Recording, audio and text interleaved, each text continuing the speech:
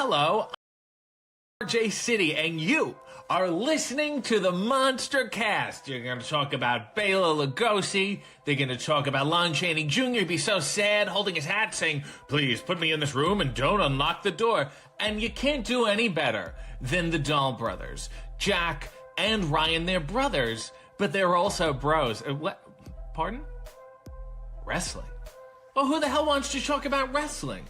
These are horror movies. It's a deep genre. It's a smart genre. Fantastic actors. Fantastic cinematography. Wrestling is just sweating and fireworks and bouncy ropes. There's nothing. So how can you talk about that every week? All right. Let's see them try. Take it away, you crazy dolls. You. Jesus fuck. Fuck my fucking ass. What the fuck? Please shut up. No. Like that. Master Watto is a shut champion. up. You're gonna put some Stop respect on his fucking name saying now. Master Watto on this fucking show. IWGP Junior Heavyweight Co-Champion. What's up, you guys? Sean Rossap of Fightful here. You're watching the Monster Cast with Jack and Ryan. A big shout out to those fellas.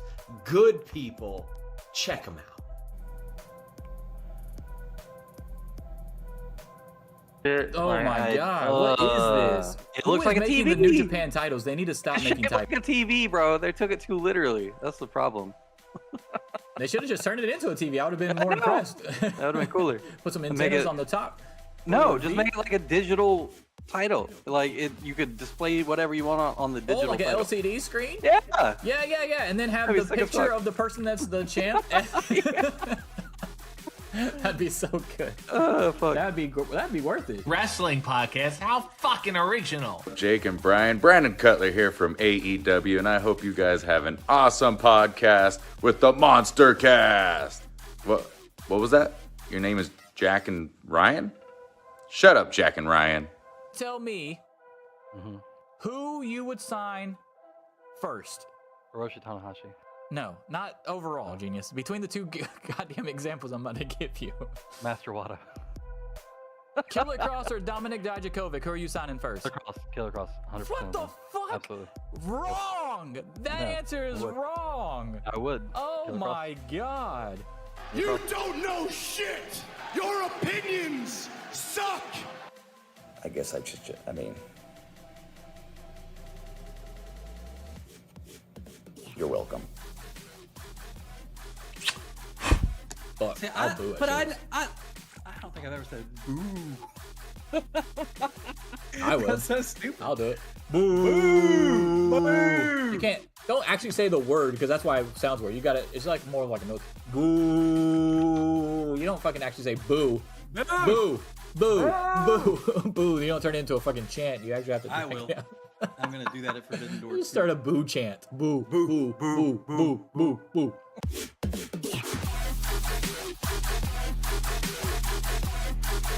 Here's your hosts of the Monster Cast, the Straight Edge Monster Jack and Ryan.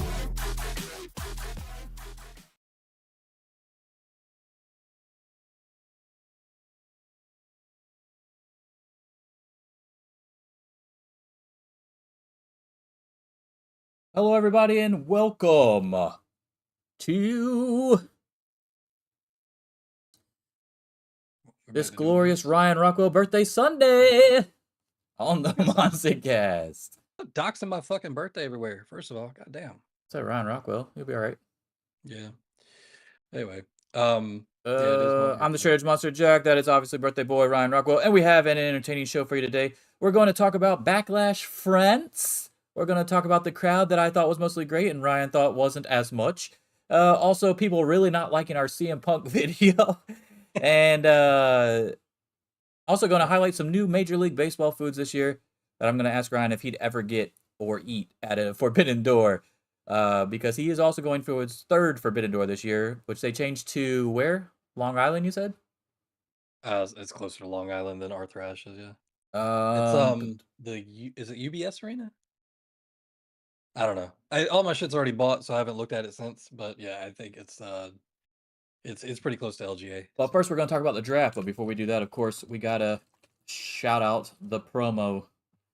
There it is right there. Raise Energy 15% off. Promo code Monster if you go to repsports.com. And I even made a little, check this out. There's a QR code right there because that's how awesome I am. QR code, just scan that. It'll take you right to the website with the Dance and Rays energy drink can. You're welcome. Delicious new tea line that they just dropped that I've been drinking. Only 80 milligrams of caffeine, so it's just enough to get me going. Not too much to destroy my heart. I have no comment on the Rays energy drink. I have never had it. Love it. I drink the same shit every day. Big partner for the show. Mm.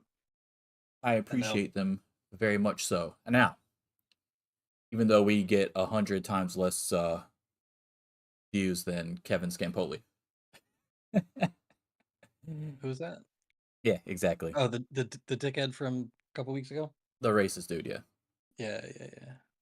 All right, but yeah, we're going to talk. Let's talk the draft, okay? The draft just went into effect officially on May 6th, okay? Shout out to my sister, or our sister, I should say. Whose birthday is on May 6th. That's when it went into effect. I did my own Mel Kiper, Todd McShay type deal breakdown where I ranked everybody that was drafted in the rounds that they were drafted. Got a nice little spreadsheet to throw up on the screen. I'm going to send it to Ryan here in the Discord first, obviously, so that he can follow along in case there's a lag. Let's see here. Let me go ahead and get this to you. I'll do the night one first, if I can remember where it is. There it is. All right, so there's... I don't know if that actually sent or not. Hold on, let me see if that's sent. Yeah, there we go. All right, there's night one. And there is night two. We'll talk night one first. I'm going to bring it up on the screen. Ba-da-dum, boom, boom, boom, boom. All right. Let's talk night one. There it is. Right there. So I gave everybody their own points. This is my own ranking. So that's where the subjective part of this comes in. Okay. So if you don't agree, it's probably because we don't have them in the same spots.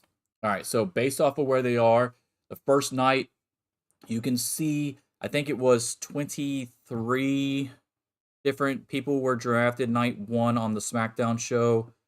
Give me a second. I'll try to find it here. Shouldn't be that far down on my notes.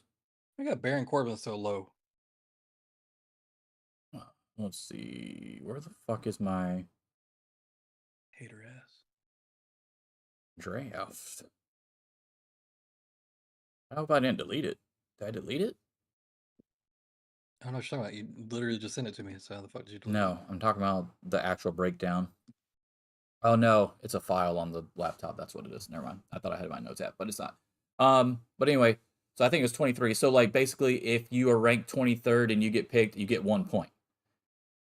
If you're ranked number 1 and you got picked, you get 23 points. I think that was night 1 was 23. Yes, as you can see, the Bloodline got 23 points. So they were ranked my number 1 out of everybody that was on the list. Now that's even with Roman withdrawing himself, because you got, and this was before they even got Tongaloa, which we'll talk about obviously at the Backlash France thing. But they had, I think it was only listed as Paul Heyman Solo and Tama, right? So,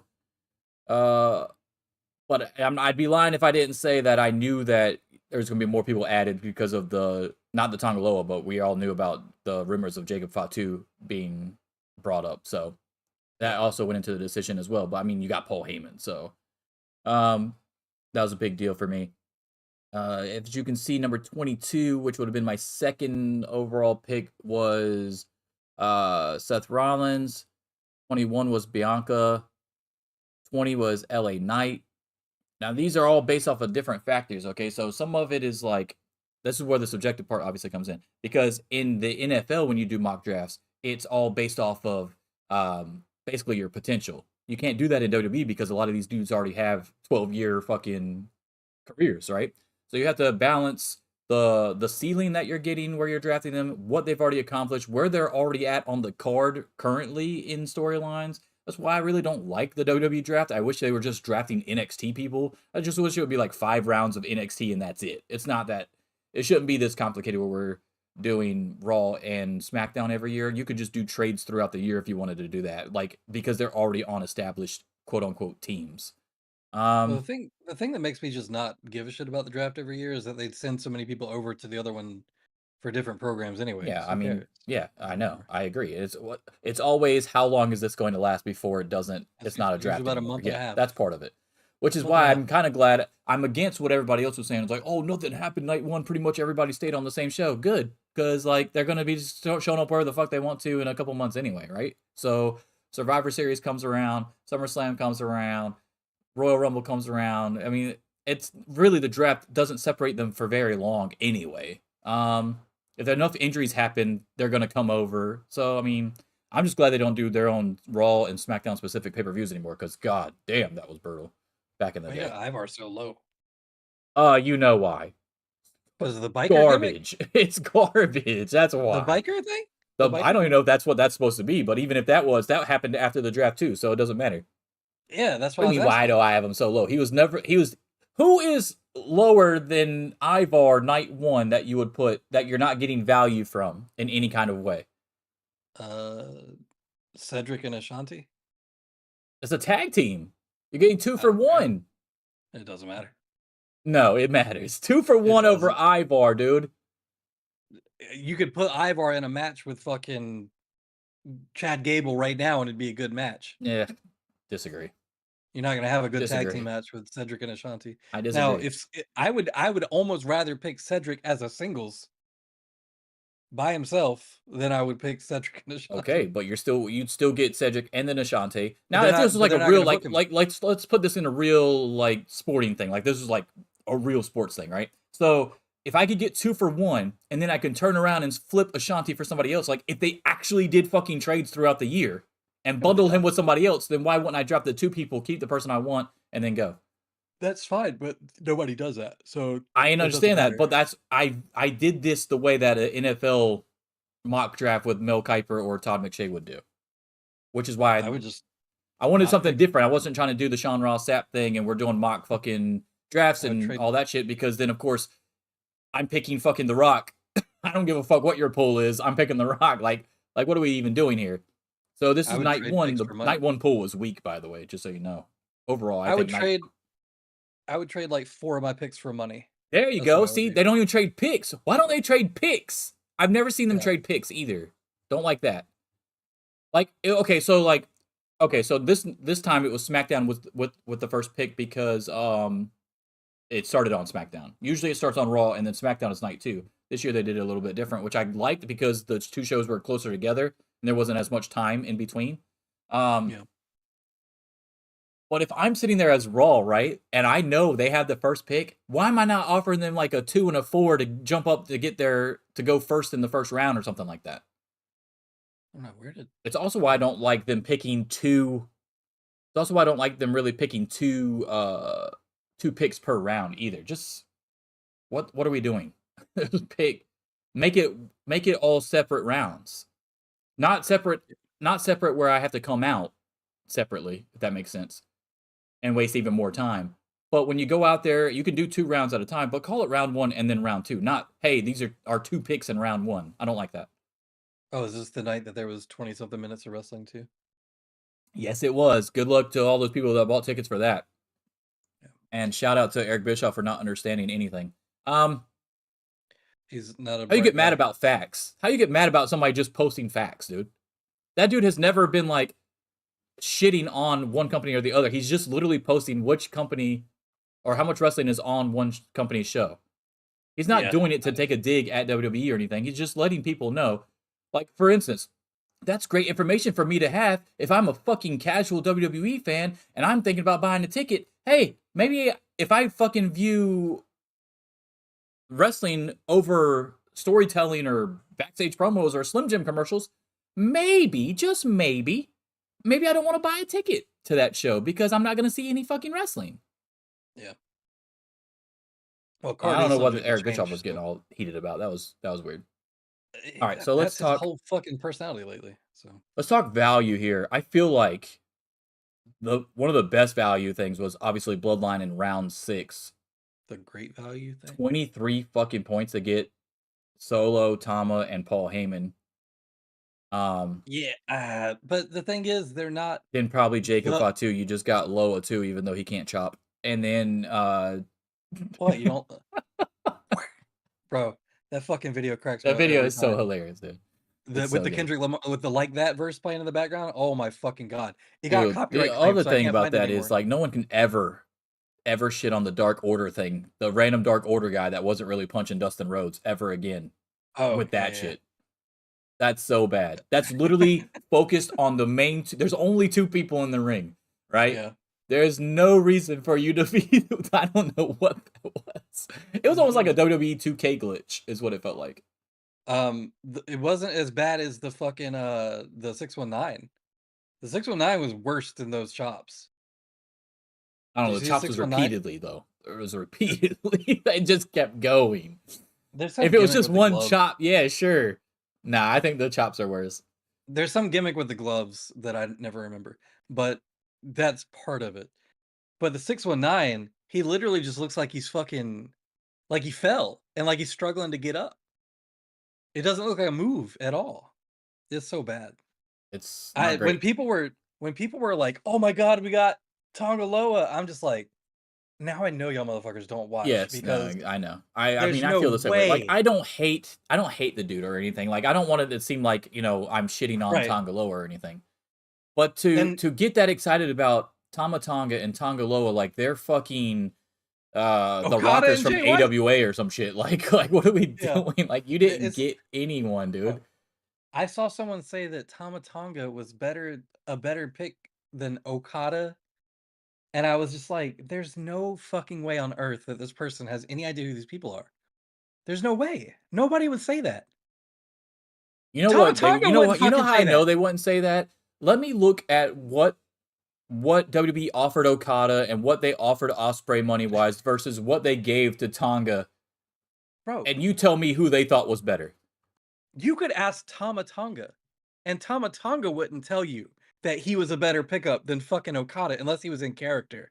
Like, these people are delusional. Well, anybody would be It's so delusional weird. if they said that anyway. Like 90% of the people out there.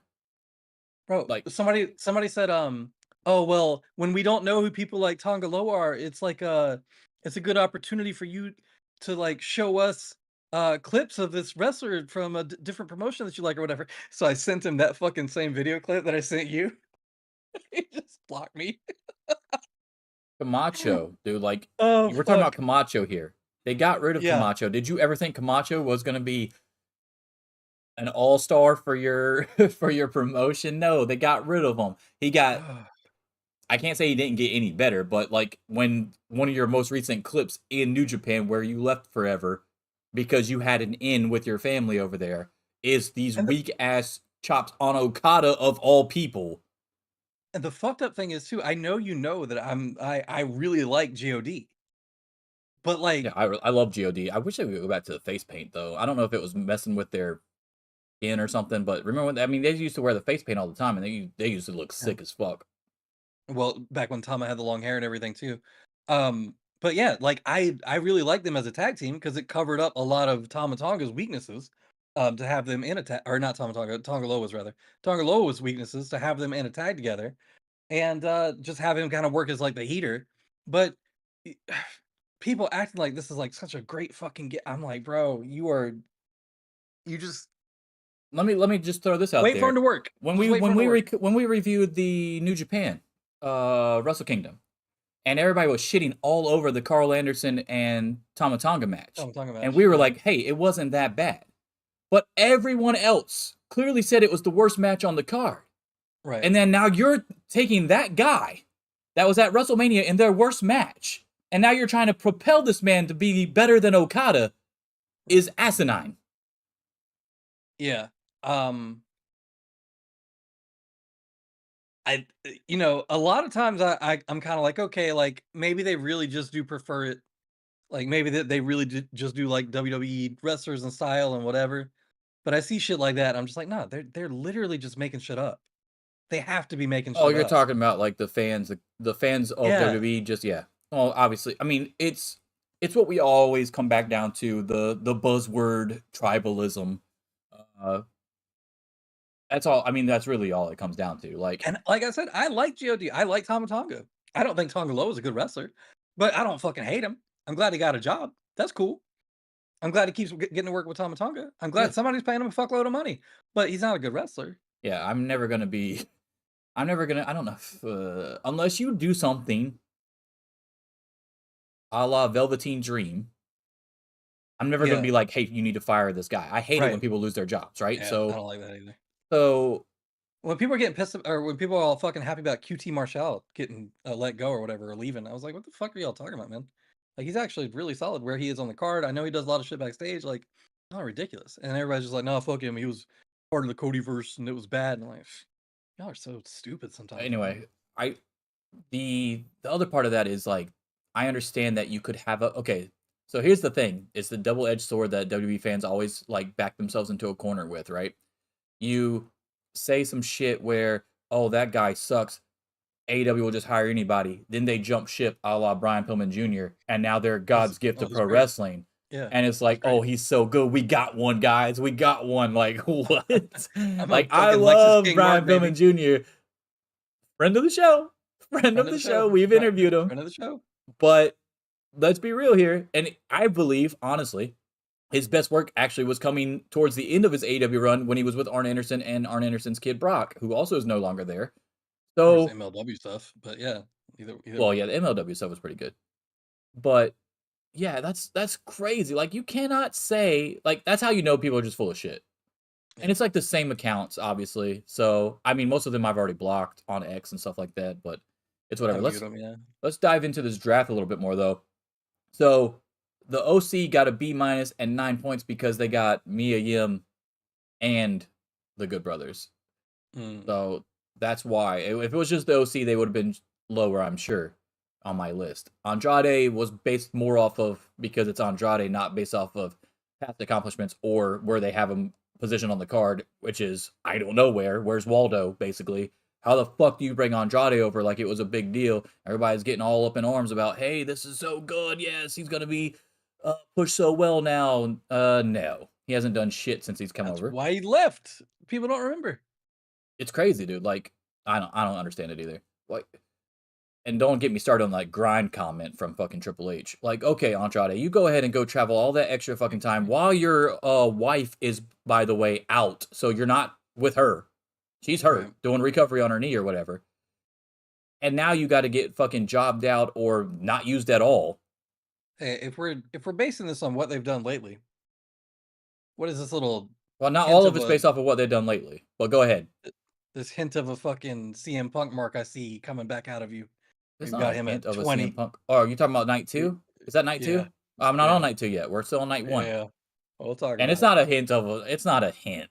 I got him pretty fucking low for a CM Punk fan, just so you know. Let's be real here. So my A's, really good grades. And by the way, so the total there is the total points added up. So whoever gets the more points won the draft. Raw got an extra pick over SmackDown, as they should. They have a 3-hour show over the 2-hour show. And they still lost. SmackDown destroyed them night 1, 155 to 121, as I view it, as value over their picks, where they got them, etc. Like, you got Bianca, Carmelo, Randy Orton, Nia Jax, LA Knight, Bloodline, AJ Styles, Andrade, Baron Corbin, the OC, and Cedric and Ashanti, who you picked last, by the way. So you could say that you would pick Ivar over him, but it's not like they reached for Cedric and Ashanti. They picked him with their last pick after the show in one of those post picks or whatever. So that, I mean, listen to that list, bro. And by the way, what happened in round 4 on night 1? Liv Morgan and Nia Jax, 2 C+ picks when you have LA Knight and the Bloodline and AJ Styles and Sheamus. And like, what? And Shayna Baszler's out there, and you picked Liv Morgan and Nia Jax over Shayna Baszler? Because it was the women's round. That's why. They had Shayna Baszler, last time I checked, is a woman. Yes, that's true, but she's not involved in any fucking stories right now. Liv Morgan is part of the I understand that. I said all this, even with all that, even with all my parameters coming into play, I'd still pick Shayna Baszler over Liv Morgan. Why? Way better wrestler? Better character? I don't even know what the fuck Liv Morgan's character is supposed to be. Trollop. Her whole character was based off of getting the title away from Rhea Ripley because Rhea injured her, and then she didn't win it anyway. Becky won it. So what the hell was the point? Now she's back. This revenge tour that's not actually getting any revenge on anyone. Trying to fantastic seduce our young Dominic. Okay, but she literally fell into that role. Well, she made Rhea Ripley fall into that role. Like, what the hell are we doing? Now, I do love Raw's first 3 picks. The Jey Uso, I don't know if I would have went Jey Uso number 1, but Seth Rollins and Braun Breaker and Jey Uso for your top 3 picks that's like, I thought we were going to have a really good draft for a second, and then all of a sudden Raw's shit just fell apart big time. I'm like, what the hell are we doing? Why do you have Sheamus lower than fucking... Okay, whatever, man. I mean, some of your shit on here is wild to me, but okay. Why do I have Sheamus lower than who? Ricochet. Because Ricochet actually shows up to work, first of all. Sheamus been back for what? Injured. A cup of coffee? And he had a really good match with Gunther. And lost. Right. And hasn't won a match yet. Oh, I'm sorry. Was fucking Ricochet winning the speed title what put him over the edge for you? And he won it. And then getting fucking He won the ugliest title in the game right now. He won it. But he won it. And then getting immediately fucking destroyed. By the way, all those happened after this draft, so you can't use that. Yeah, whatever. Just so you know, that happened after the draft. Sorry, the speed title happened after the draft. Fucking is valiant victory against Johnny Gargano. And also, if you notice Ricochet being on Raw, automatically confirmed that they were going to get Samantha Irvin, so I took that into consideration as well. You basically got Samantha Irvin as well, so that's a win. Hated the Kiana James pick, by the way, on night 1. So you're telling me that on night 2 you had Blair Davenport out there and Lyra Valkyria and who the fuck else was the other pick that they got from NXT on night 2? Because they weren't actually in the pool of the picture. So you could pretty much pick anybody from NXT. Ilya Dragunov. And you're telling me you went with Kiana fucking James was your NXT pick for night 1, dude? Like, let's be real here. And then you picked her over Fire and Dawn, Shayna Baszler, and Zoe Stark. Brutal. Don't like it. Didn't like it at all. I love my setup. I don't know what you're talking about. Like, I already knew we were going to not agree on everything, but my shit is not that far-fetched. Let's talk night 2, though. CM Punk. Let's talk about that. Give me a second. Let me put it up there. Why the fuck do you have him so high? I don't have him high. You have him 20th? Highest? 20 out of fucking 36 picks or some crazy shit like that? He would be below a lot of people for me. I would have New Day above him for sure. He almost was. He almost was, but Xavier Woods is hurt again. You only get Kofi because Big E's probably never coming back. Now, I'm not picking Kofi over CM Punk. Sorry, not straight up. He was the better member of their tag team. He was. He had way more. All right, title don't start making shit up, dude. He's the better member. Way more title defenses over the last 5 years. That's true. That's true. But he also lost it in a lot faster fashion. No, he didn't. Yes, he did. The Brock match versus the Moxley Punk match were both pretty fucking quick. The Moxley Punk match was way longer than the fucking Lesnar. The 12 seconds. I didn't say it wasn't longer. What I said was they were both. That's what I said. That's literally the entire fucking point of the argument. They were both squashes. They both lost in a fucking squash. You cannot get mad at me for having fucking Punk as a B, by the way. They picked him 3rd, by the way, not me. I put him as a B. That's not good. I have Tiffany Stratton over him. I got Legado del Fantasma over him. Like, don't act like I'm fucking being a CM Punk mark over here, bro. You put fucking Odyssey Jones under him? Odyssey Jones is literally the worst fucking pick in this entire Why is he even in the fucking draft? 2 years in a row he's been drafted and hasn't been on a fucking main show at all. That means he's got a lot of potential that we know CM Punk doesn't have. Dude, don't start your shit. A lot of potential. We've seen what he does. He's dog shit. Same as promo every week. Don't do internet stuff. Come out there and do fucking internet stuff. I mean, I agree with you on that. We can talk about that all day. Fucking loser. We can talk about that all fucking day if you want. Like, I have no problem calling this motherfucker out for being a hypocrite. I've been doing it. I was just, all those people that loved our CM Punk video so much. Ooh, boy, they were not happy. They were not thrilled with that video. No one had the balls to really comment on it, but they do not. The likes versus dislikes. Woo, they found it. I think it was still up in likes over dislikes, though, wasn't it? Yeah, I don't think so. I'm pretty sure it was only like 30-something%. Last time I checked it. Hmm. I don't know. I have to check it again. Cry me a river, boys. Oh, don't do that when I'm trying to take a sip of drink there, buddy.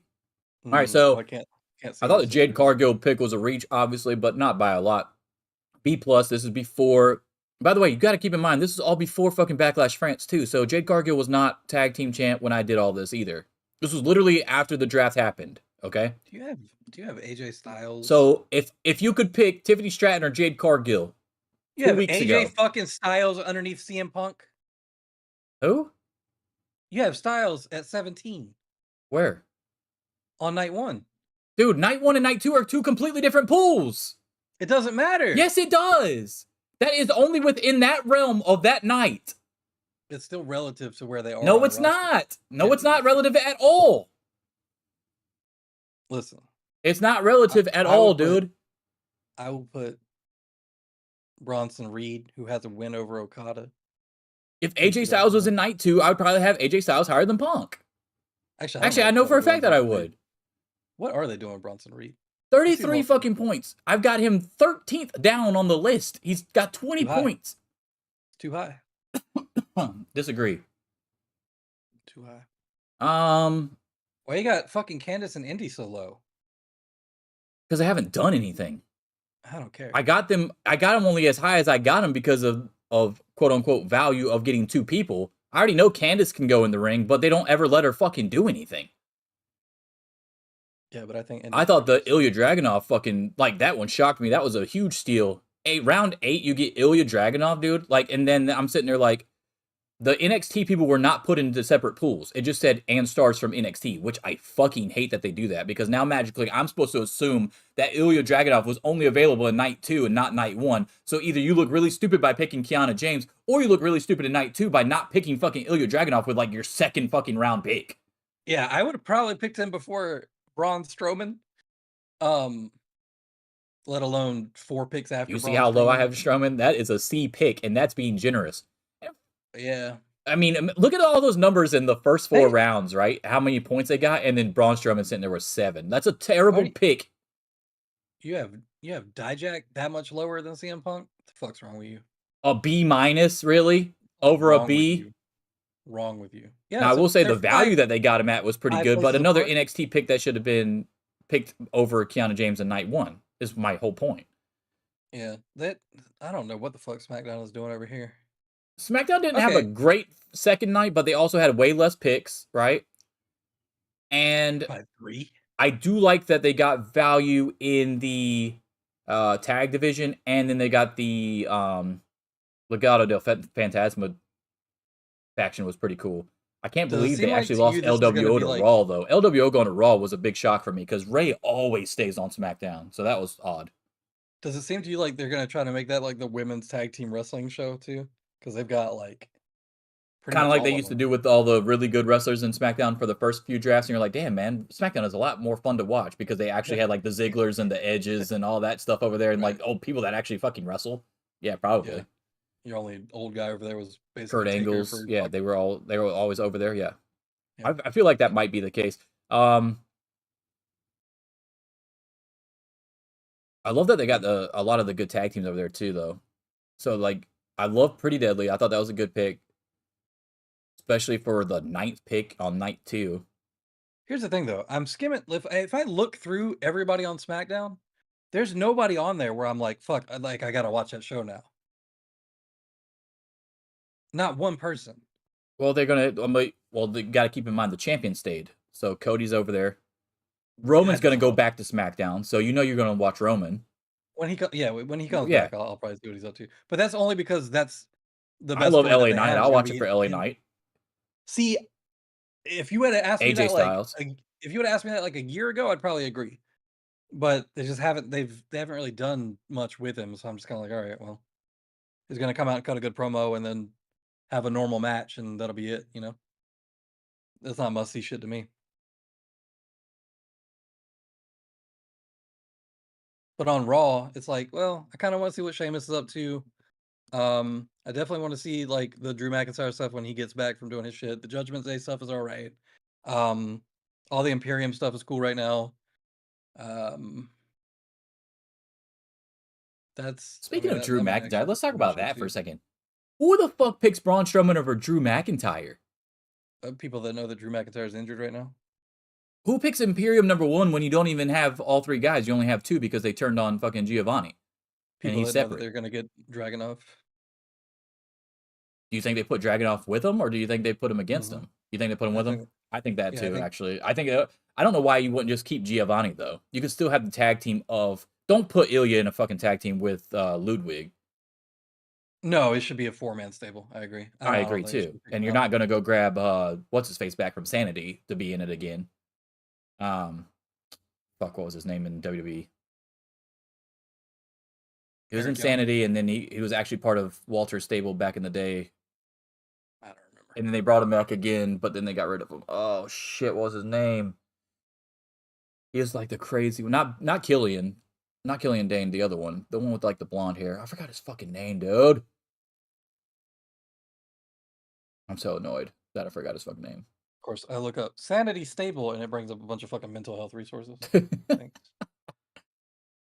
But yeah, Drew McIntyre being picked 6 is... Oh, Alexander Wolf. Yeah, but that wasn't... Was that his name in WWE, though? I think so. Axel Tischer is his Oh, real okay, name, so yeah, but- it was Alexander Wolf then, I guess. I do not Yeah. remember. That doesn't sound familiar at all.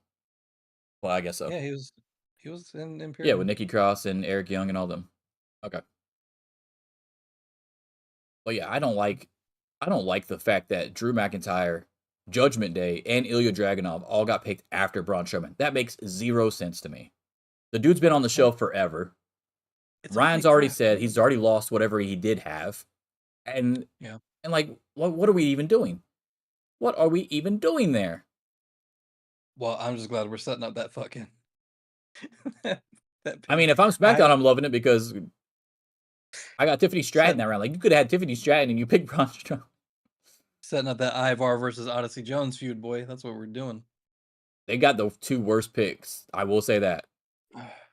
Now, Ivar's not even bad. They're just not doing shit with him. well, the other And guy's I don't out. know what Eric's the out. gimmick changes. No. He was doing fine with singles. He had some No. really good singles matches. Let's not bullshit. He did. But then he wasn't winning them. And then he just sort of fell off. No one's going to because take they him didn't really know what to do seriously with him. anything in singles. It's just not going to happen. He had good singles matches. I didn't say he didn't have good singles matches. It's just not going to happen. Fucking 4 months, and then If Bronson Reed isn't fucking winning anything in singles, he's not going to win anything. That's my whole He point. beat Okada. Yep, he sure did. All right, so the average there, as you can see, Not as bad as Tonga Loa beat his ass.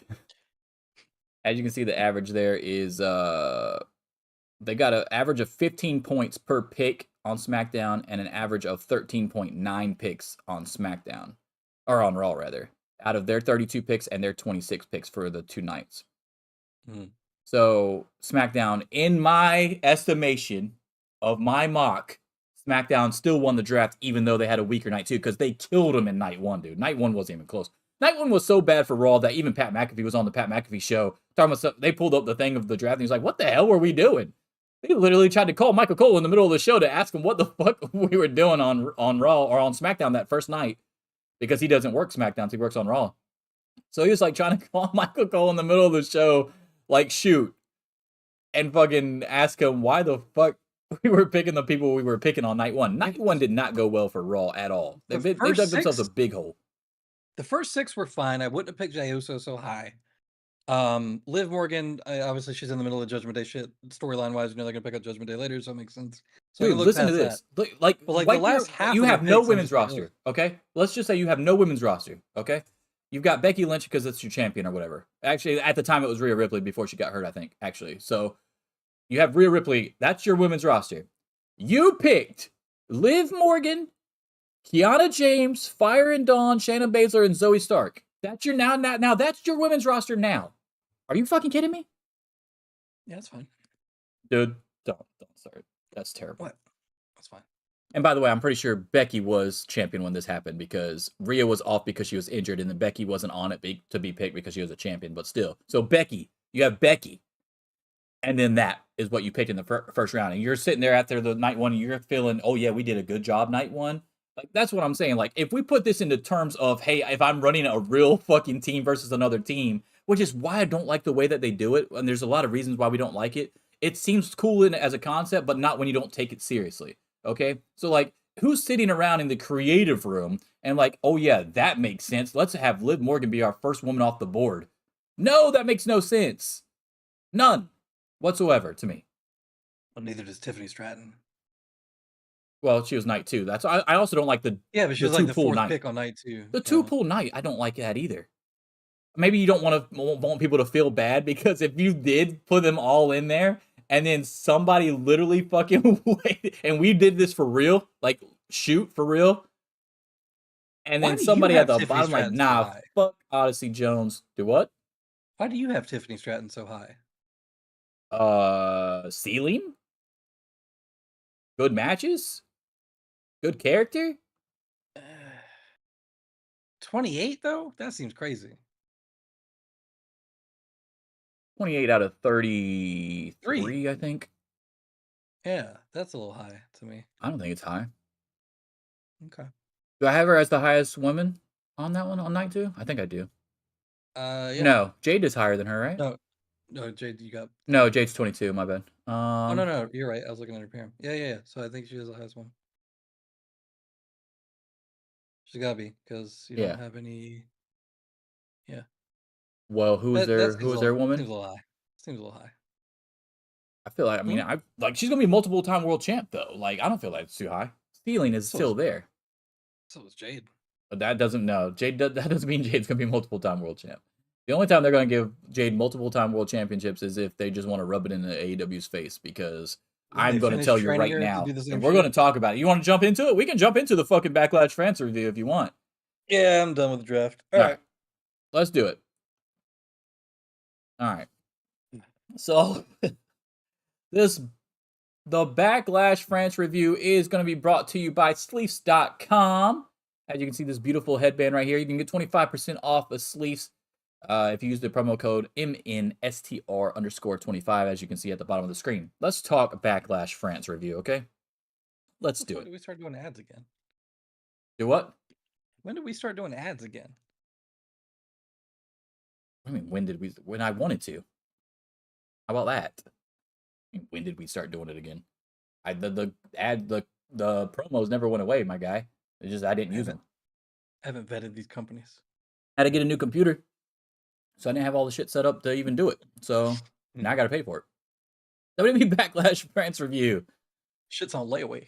By the way, we both went 5-0, shocking to no one. Wow, we're so good at this. Didn't bet on anything, should have. Didn't bet on the horse racing either, though, so that's good. I didn't lose anything on that, because Mystic Dan, no one saw that fucking coming. All right, so anyway. That's what I would have picked. Yeah, I'm sure. It's just got a cool name. All right, so in a horse. So this was obviously, in my opinion, a mid-pay-per-view enhanced by a very loud crowd. I don't agree with Dave Meltzer giving 5 stars to Cody versus AJ Styles. No. I thought that was a reach. I would have gave it a 4.25 or 4.5, depending on. I gotta watch it again. I still haven't watched it, but I said this. I probably would have given it a 4. Having it end at one. I was leaning towards 4.25 for me, but one fucking crossroads ends the match. Get the fuck out of here. Is it not possible for this man to come up with a different finisher so we don't have to see a million crossroads in the matches anyway? He's got to, because at this point everybody's taking like fucking 4 and kicked out, and then AJ takes 1 and gets like a slow cover, and then still doesn't kick out from 1. That it was too. I didn't like that. I did not like that at all. Right, some of the stuff that I did like from the show, the singing Orton's entire theme was fucking awesome. That had to be one of the coolest things for Orton to start off the show, and then everybody singing not just the fucking chorus, the entire fucking song, dude. It was crazy. Do it like Xavier does. He does the he does the chorus, but then he just da da da da da da da for the fucking nuts. Until the dude. "you talk to me" part. Yeah, nobody knows the words. But the US audience tried to do it Monday? Was it Monday? And they failed miserably. They weren't all doing it, but a lot more of them were singing the whole song than had previous to So the Backlash now, France. so now, overseas This is- fans are so much better than us that we have to act like we need to raise our bar up to them, and then when you fail and look like shit, it's just like, oh yeah, well yeah, they're better crowds than us. We fucking suck. I mean, Like- if you think it's cool, then sing the fucking song. I mean, I thought it was awesome when they fucking said sang Adam Copeland's song at the pay-per-view. That was cool as shit. Or was that at the pay-per-view? Yeah, was that the pay-per-view? Yeah, it was definitely in Canada. It was one of the Canada it was- shows. They've done it a couple times. But yeah, they've sang it. Not the entire fucking song. Well, they sang it until it got cut off for. No, they sang the rest of the chorus when it got cut off. That's what made it cool to me.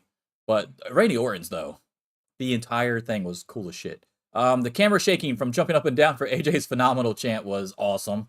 That was fucking nuts. I thought the goddamn building was gonna collapse because they're jumping up and down like it's a fucking soccer stadium. That shit ain't built for you guys to be doing that. Just so y'all know.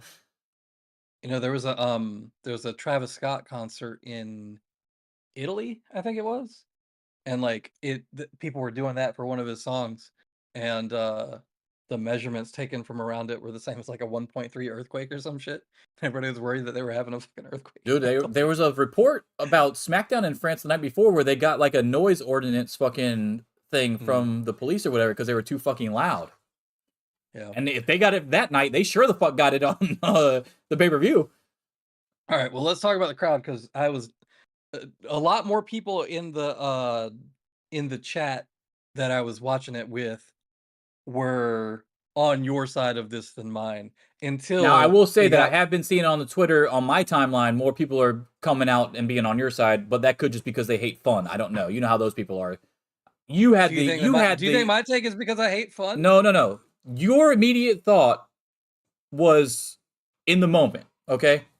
These are people that come out days after and then try to jump on a bandwagon that they see across their timeline and then be like, oh yeah, that crowd wasn't that good, it was overrated or it was annoying or whatever. They didn't have that initial thought during the fucking show because the entire fucking timelines of everybody during the show was that this crowd is awesome.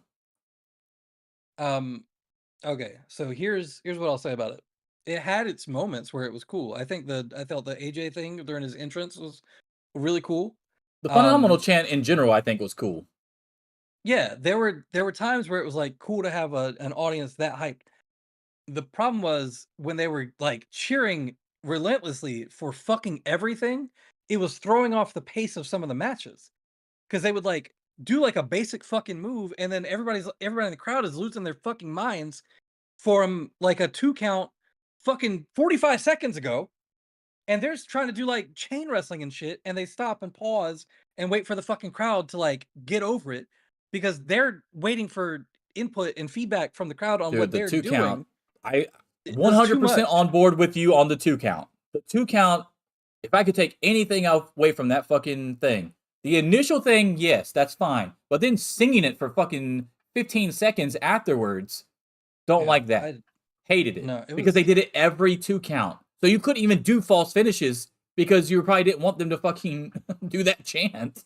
Like fuck that. Don't pin here. Don't pin here. I don't want to hear this shit.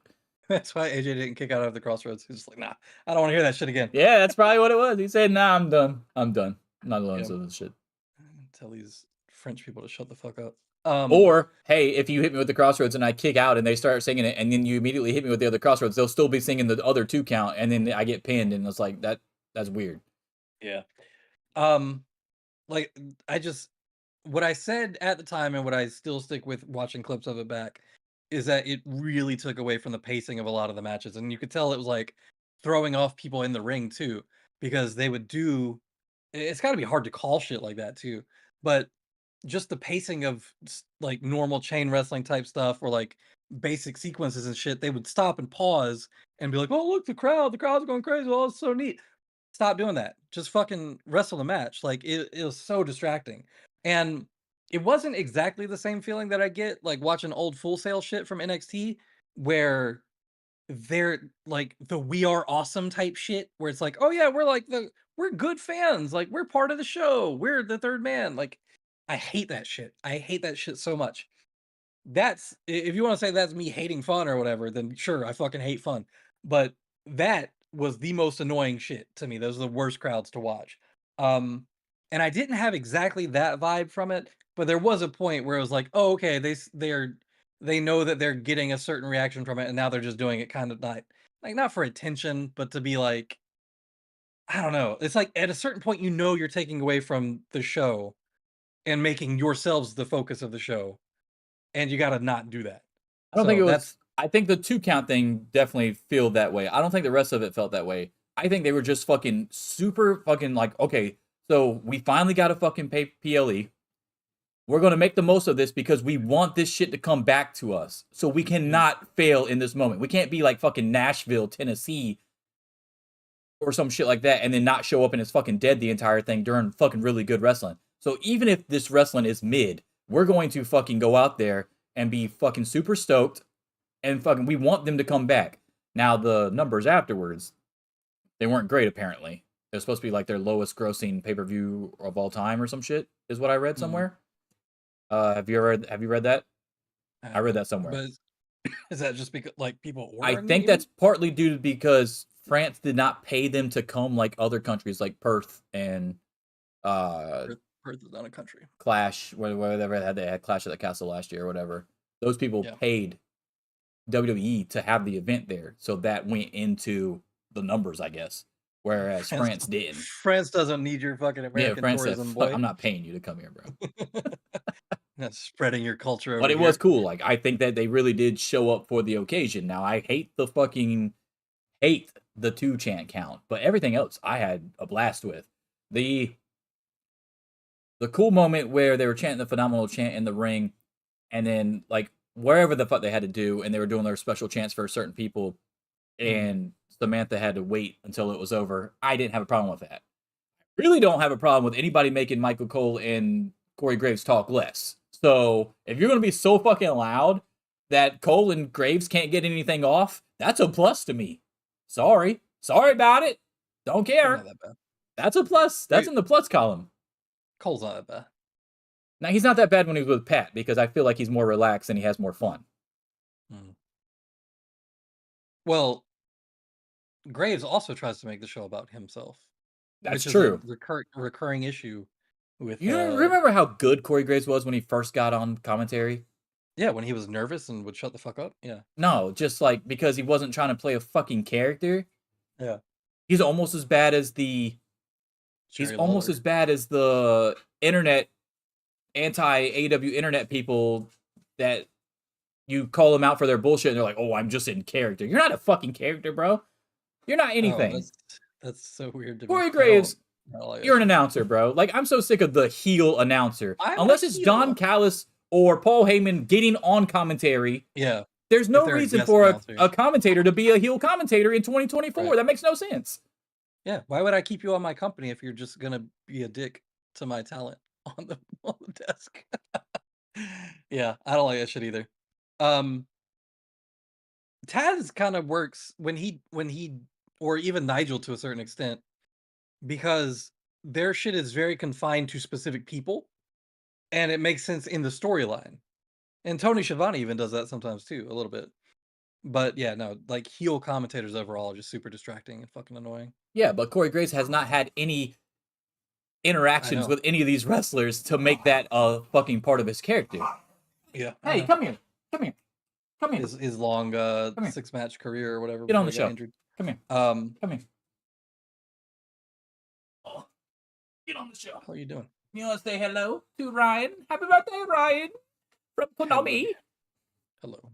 And the other thing is like, so the same thing with Bobby Heenan, right? So Bobby Heenan, he had the connection, long ass history with Hogan. So when Hogan finally turned and went to the NWO, it turned Bobby Heenan into a face commentator all of a sudden because he never stopped hating Hogan. It was like Bobby Heenan was right the whole time when he was a heel commentator in WWE. It was so well done. That's just my hand, buddy. So well done. So like, if you have a connection, like you were saying with like Taz and stuff, because he has a connection with Hook, he has a connection with Brian Cage, he has a connection with Ricky Starks, with Will Hobbs, all that kind of stuff. That makes sense. When you're literally not having any interaction with any of these people, and the one dude that you were a tag team champion with is now in AEW, there's nothing for you to be mad about unless someone is kicking the shit out of Carmella after a match or something, because you're married to her. Other than that, there's nothing for what are you so upset about exactly? Like his whole thing with Sasha Banks when she was there was so weird. Like you can't trust Sasha Banks. It was like he was trying to create his own fake Bobby Heenan versus Hulk Hogan type deal. Well, the other weird thing about him too is that everybody knows that he's with Carmella, and he'll still be out there and saying like weird shit about Tiffany Stratton. I don't get that, but whatever. It is what it is, I guess. Well, I don't know if Nigel McGuinness is married or not, but he loves him some Mariah May. That is true. Who doesn't?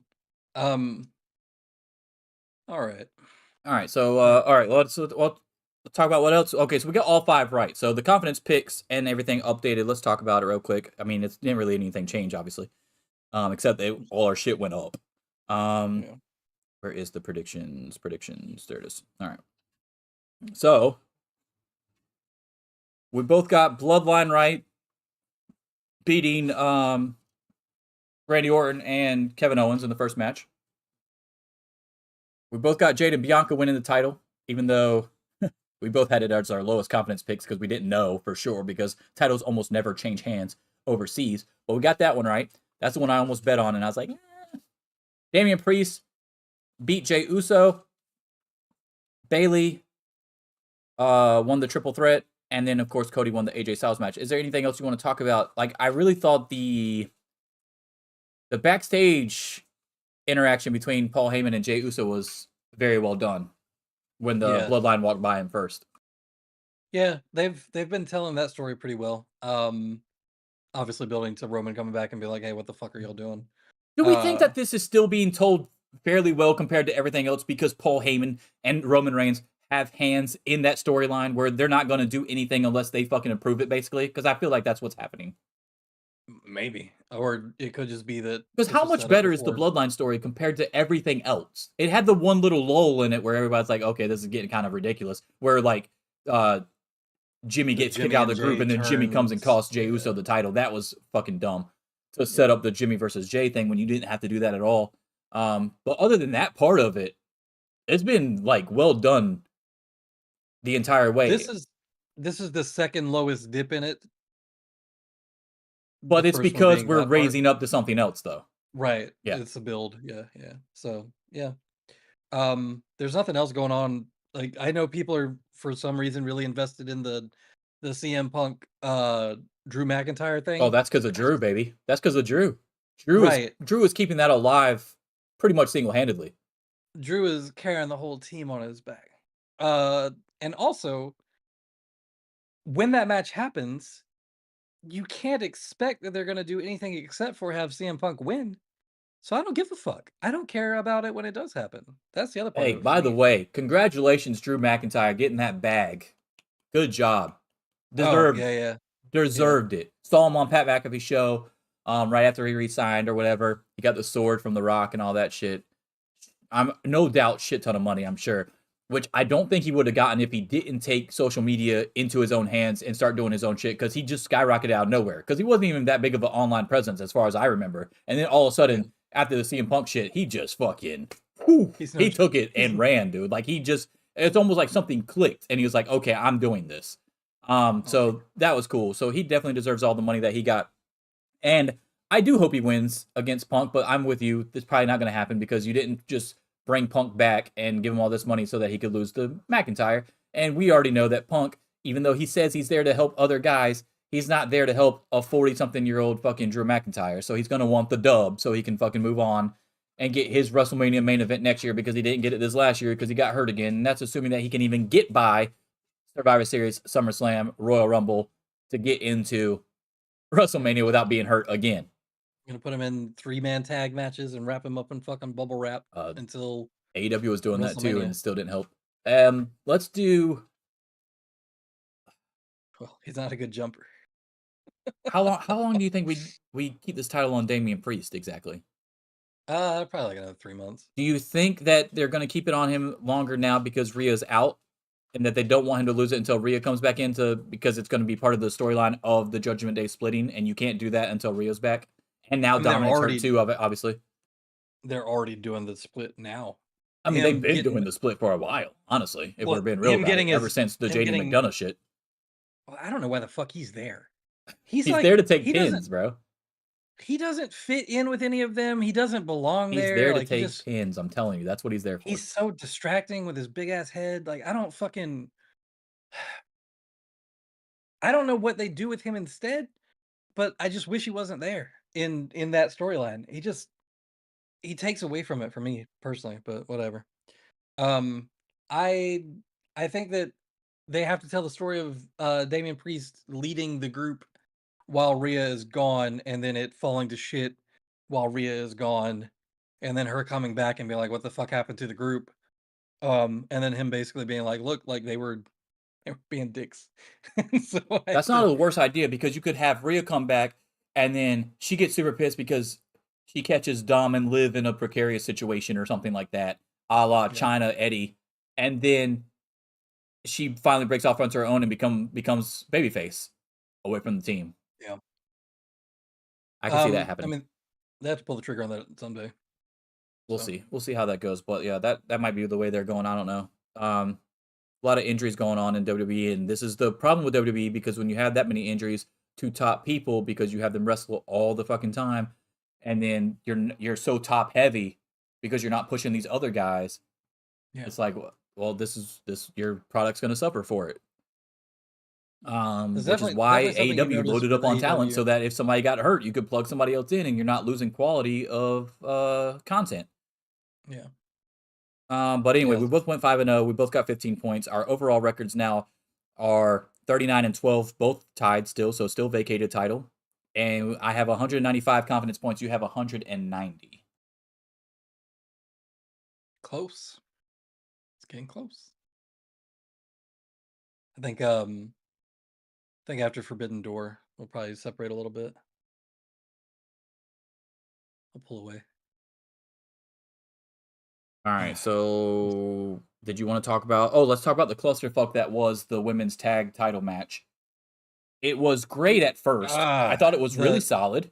Then all of a sudden, in the middle of it, it was a clusterfuck of epic proportions. You had a very loud crowd. You had two teams that don't speak the same language for the most part, trying to communicate during that loud crowd. You had a referee trying to fix something in the middle of the match and would not lay off until it was fixed for whatever reason when they let that kind of shit go all the time. So I don't understand why it was such a big deal then.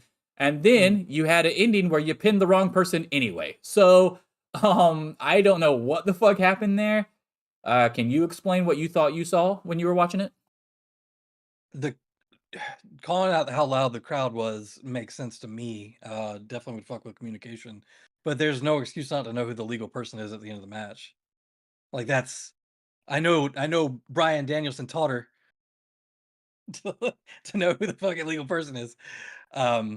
So apparently the WWE system has beaten that out of her. I'm not even really blaming it on Jade. I'm blaming more the referee who made it such a big deal that Kyrie wasn't the legal person minutes before, but then at the end of the match, she wasn't the legal person, and they let her fucking do the pin then. So why'd you make it such a big deal as a referee before?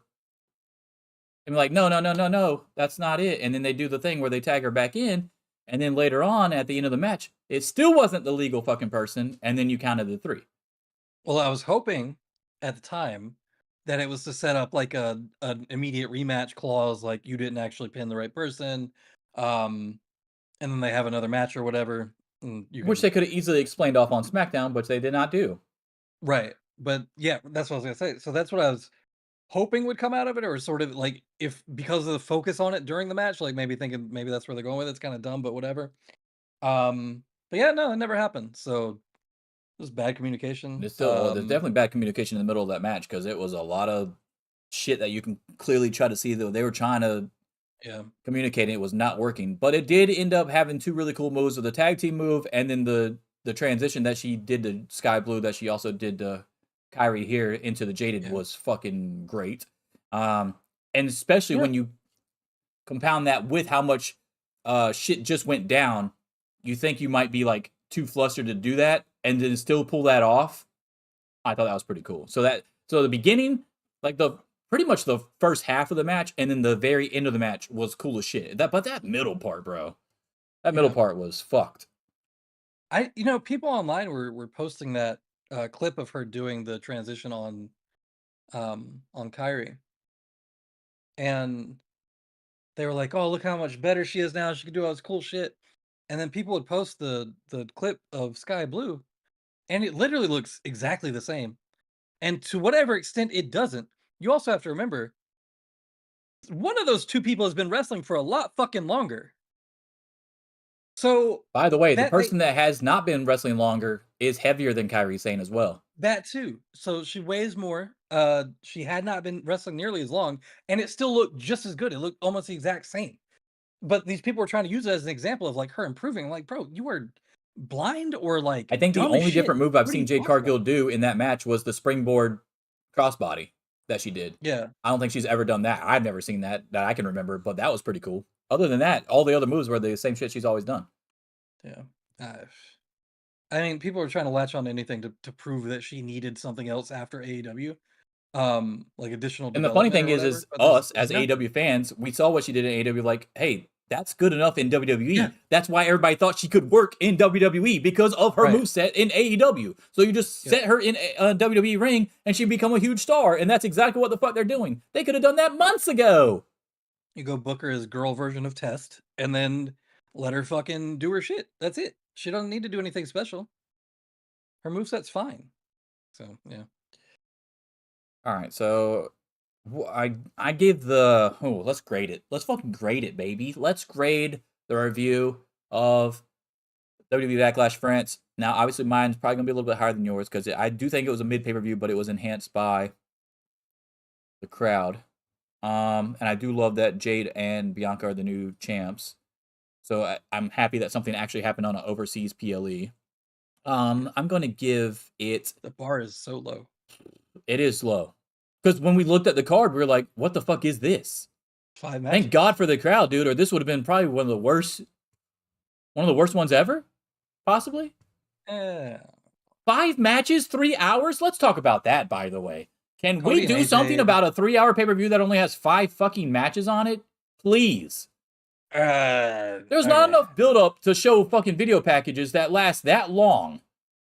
Yeah. Crazy. You know what though? Those video packages helped get it 5 fucking stars, baby. No, I don't know what the fuck Meltzer was on for that. Oh yeah, is that what it was? He said, "Man, this I- was a 4.75, but that video package really put it over the top for me. Yeah. 5 stars." He said, "There's so much good storytelling, bro. Mm-hmm. AEW could never." I'm gonna give it a. I'm gonna give it a. Give it a. Fuck. What did we give? We gave their last one like a B plus or some shit, right? Yeah. We gave. I think we gave WrestleMania a B plus or some shit. I gave. I got this one at a C. It's just it Oh, was see, a mine is pay-per-view. higher than yours. I'm gonna give it a B. Okay. Give it a B. It had a few. Like if Like, I took the out, AJ if I took everything, if I wanted to nitpick certain things like how long it was for a 5-match show, if I wanted to nitpick the middle of the tag team match and how predictable all the matches were, like I could probably knock it down to a C minus. But the in-ring work and the fans, which is the main 2 things of the pay-per-view when I'm watching it, it's like, okay, the fans got me hyped into it and believable, even though I knew all the outcomes already. And the match work wasn't terrible. There was no 5 stars on there. Sorry, Dave. But it wasn't, it was solid. It was mid, basically. So B. I'll give it a B. I'm gonna stick with my C. That was not a convincing argument to me. Also, Okay, I wasn't trying to convince you, but but no, I know. But like the matches were fine.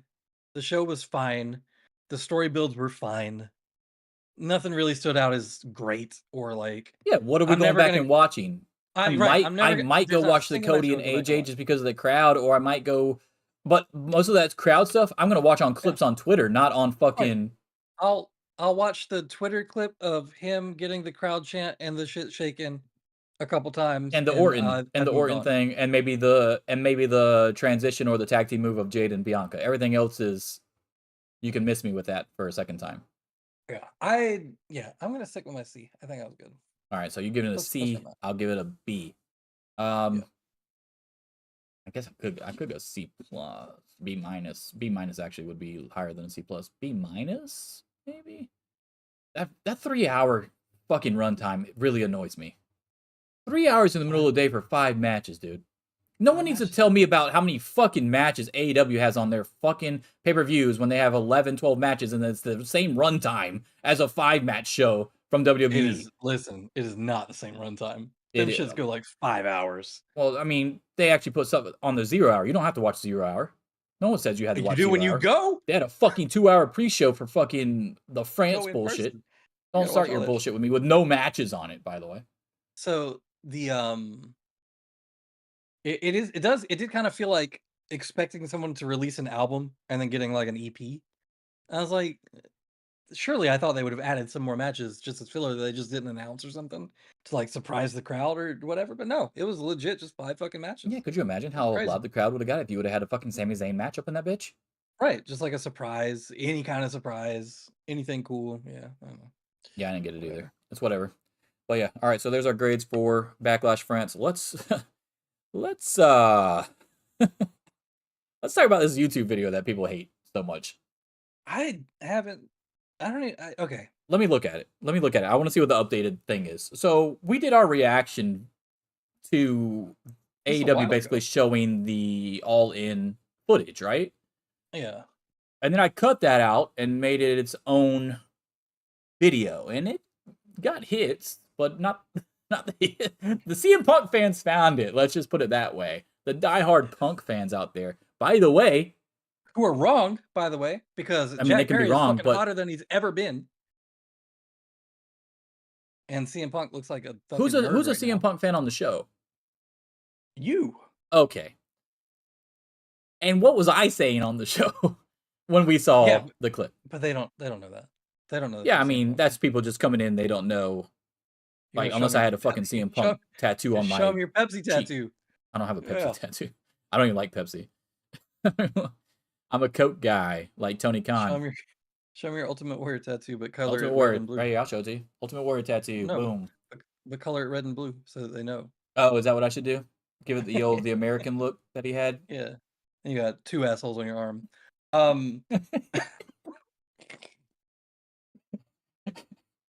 Let's go ahead and be clear that this is for nostalgia reasons as a For kid. the character. Not for the character. yeah, I love Ultimate Warrior on my WWE TV, or WWF TV back then, not the person. Right. I'm sure I got a Drake song or two on my fucking Spotify somewhere too. I had Tom McDonald songs that I took out, so don't worry. I wouldn't tell people that. God I had Tom McDonald songs on there, and then he started getting way too. I took them all off. I took them all off, dude. I took them all off. Tom McDonald. All right. Anyway. Oh, brother. Let's see. All right. What was I looking up? Same rapper though. Huh? Basically. Same rapper though. Basically. What was I looking up? Fucking the video. Oh yeah. Okay. So wrong app then. My bad. All right. Let me look up this. What the fuck are you looking at? Spotify? I don't know what the fuck I I was that on. Tom McDonald? By the way, appreciate all the subscribers out there while we're doing this downtime. 236. I appreciate it. We've lost a couple probably because of the CM Punk video. Yeah, but we let's do. Didn't we just break 200 like a couple months ago? No, it wasn't that. I mean, we got +4 so far in the last 28 days. So I guess overall we're still doing pretty good. Where the fuck is the content for my shit here? Okay. All right. So the monster. No, that's not videos. Monster Cast reacts to CM Punk. Oh, did I not cut it? I thought I cut it. I did. I thought I swear to God I cut this shit. Okay. So anyway, did I cut it to make its own video? I don't know. Listen. Point. What was we were just covering the AEW choosing to air the footage on that, right? Well, we dissected what actually happened in it too. Okay. Right. Okay. So no, it wasn't just, hey, was it a good idea to do this? It was also, hey, who was right the whole time and who was lying? A bunch of dumb people that think that didn't know what a punch was. Yeah. That don't all that chokeholds Don't know and all that that shit. CM Punk turning to his right to try to leap over the fucking table is exactly what Tony Khan was describing. Yeah. Okay. And I just calmly kind of pushed him away, and I just choked him a little bit, being responsible. No, motherfucker, that was assault. And then you jump across the table, and start screaming at your boss. Sound like a fucking psycho. Anyway, yeah. What? So are they? Have they commented on what they're upset about, or are they just disliking it? No one's commenting, which is what is the Okay. weird part. That's good because I don't want to call a bunch of fucking people idiots in YouTube comments. That's not a good use of my time. But I would if I saw you. I don't see the fucking. I don't remember how I even saw the percentages before, honestly. Sing your video manager. I wonder if it's on the actual. Let me. You know what? I know. But we got 165 views on it, so I knew it was not probably going to be great. Because usually when we have that many views, it's because people disliked it. Because people don't react to fucking positivity. No. They have to react to shit that they don't like. Instead of being like, "Hey, man, this is a good video. This is I agree." No, we can't get that in wrestling because fuck that. Yeah. Well, that's what WrestleJoy does, isn't it? That's what? WrestleJoy. With I love Amy, WrestleJoy. What's wrong with WrestleJoy? Yeah. No, Oh, no, okay. I'm saying that's what they do. They do like the positivity, whatever. Well, Try to we used focus to on do the positive shit. positive thing at the end of Yeah, we still could. There's still positive stuff. yeah, for sure. There's Just positive none of stuff. it has shit to do Oh, with I CM got it. Punk and his 41% fucking. likes versus dislikes. Ooh, So it's still not great. what are they so mad about? There was 6 comments on it. I'm guessing those are ones that I hid probably because they were assholes and I did not want to. Well, they might have gotten auto filtered. Yeah, that might be it too. Held for review, published, close. I haven't responded. Funny. Oh no. It was this guy that actually replied wasn't that bad. He was the one I replied to. Oh, okay. Okay, so yeah, he wasn't bad. Jose Garcia. Shout out to you for being normal. Yeah, being normal even though you disagree. That's where the bar is. Just be fucking normal. Yeah, just be normal, bro. Like I don't understand why that's so hard. But yeah, shout out to him. But yeah, so a lot of dislikes though. Some non-normal people out there. I don't think I've ever disliked a YouTube video. I don't think I've gone out of my way to dislike one. I have. To dislike one? Yeah.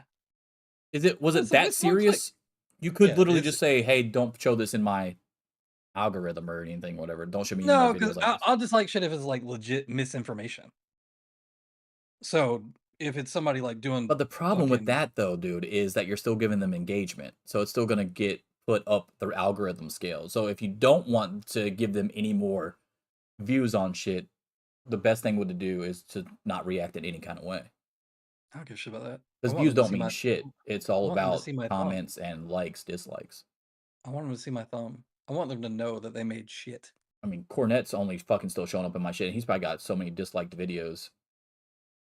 I don't know, because the people that tend to follow him are very No, I agree that people are liking it too. He probably still has more likes than dislikes, but you're not telling me that somebody's not going on there disliking all of his shit just because of previous things he said. I saw some people were upset with Samantha Irving for doing an interview on his shit the other day. Well, she thanked him for some comments that he made in a video about her ring announcing or some shit, and everybody just assumed that she did like an. She was best friends with him. Best friends with him for some reason. She did like an actual sit down interview with him too. Oh, did she? Mm-hmm. People were real upset about that. Well, yeah, people are not liking that CM Punk video. I guess those people don't like the truth. I don't know.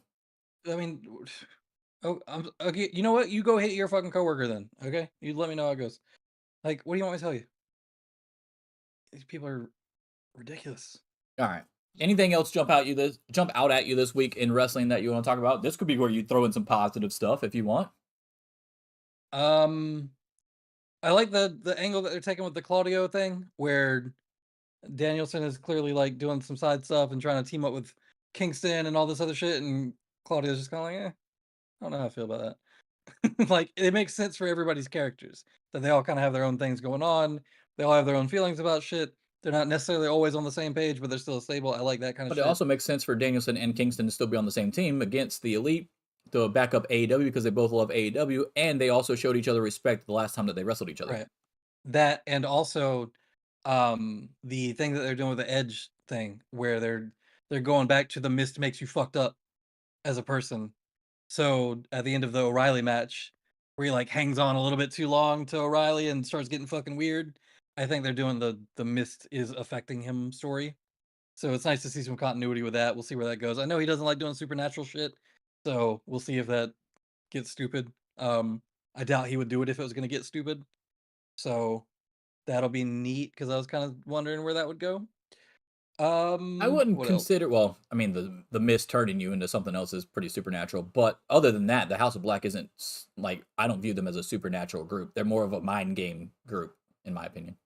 Yeah, No but what are they cult type spitting deal. into your mouth to make you all fucked up? Yeah, I said that part is a little supernatural-ish, but other than that, it's not like if he demon. ever joined the House of Black and did a storyline where he turned on him like Danielson did with the Wyatt family at the end, where he was doing the whole mind game with them instead. It's not that. I don't think it's that big of a leap.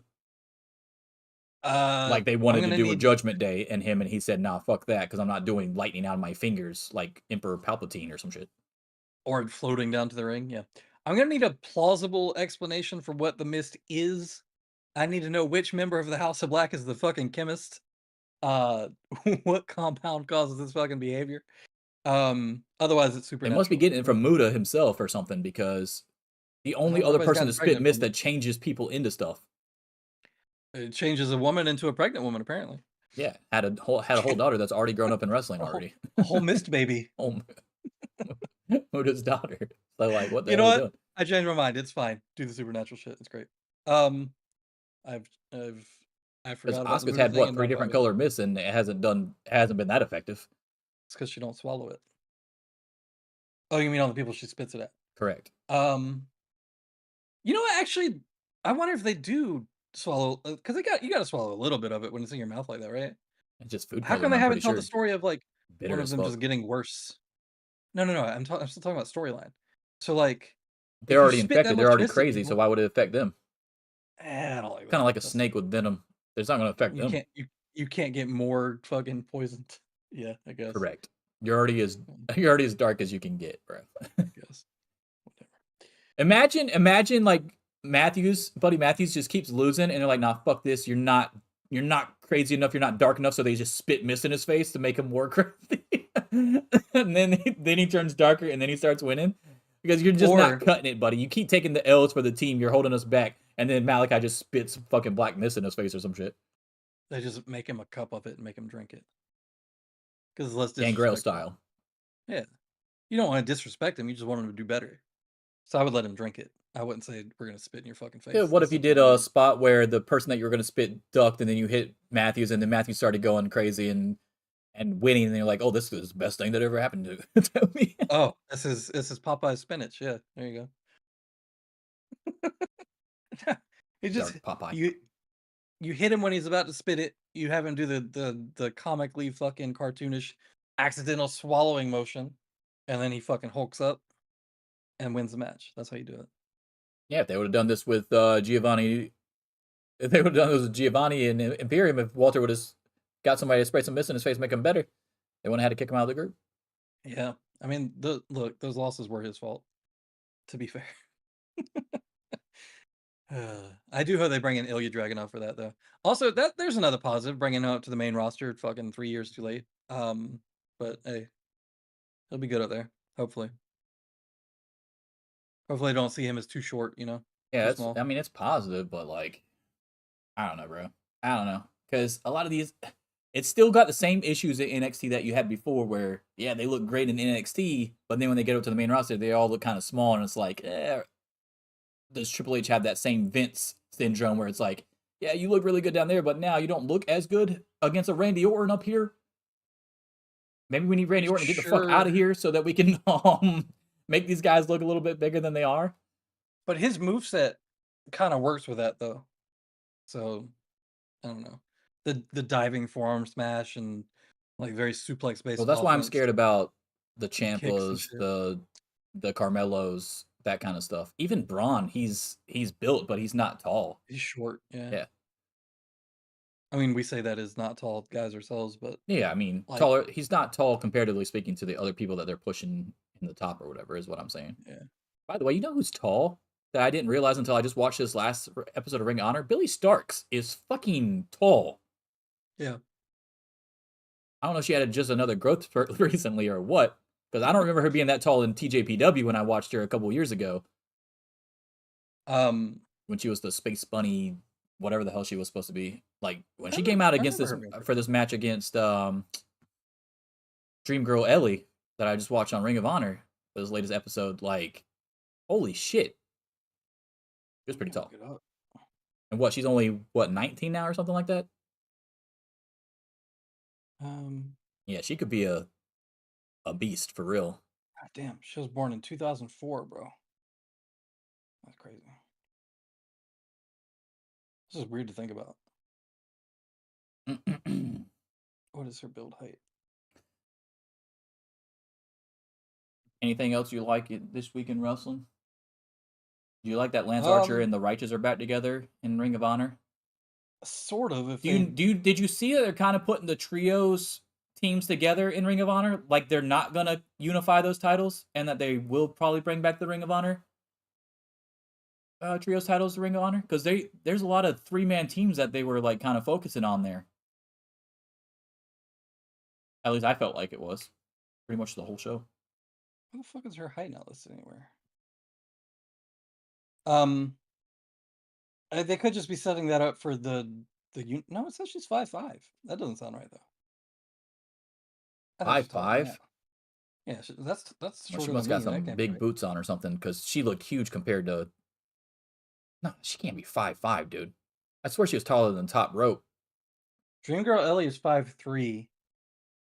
So I mean, it could just be like big boots. She's lanky too, though, so I don't know. Yeah, So watch that match though, like when you get a chance, and just compare it, and you tell me that she doesn't look way taller than Dream Girl Ellie. She's only supposed to have 2 like inches. 2 inches ain't that fucking big when you think about it, but like in that ring though, she looked a lot taller. Like I don't know. Maybe I was just still tired. I don't know, but she looked tall for a women's wrestler in there for sure. It reminds me of that picture of Adam Cole and Zack Sabre Jr. standing beside each other backstage at New Japan, because they used to bill Adam Cole at fucking 5'11", but Zack Sabre Jr. is actually 6 foot, and he was like an entire fucking head. His top of his head came to Zack's chin. It was like 5'11", 6 foot.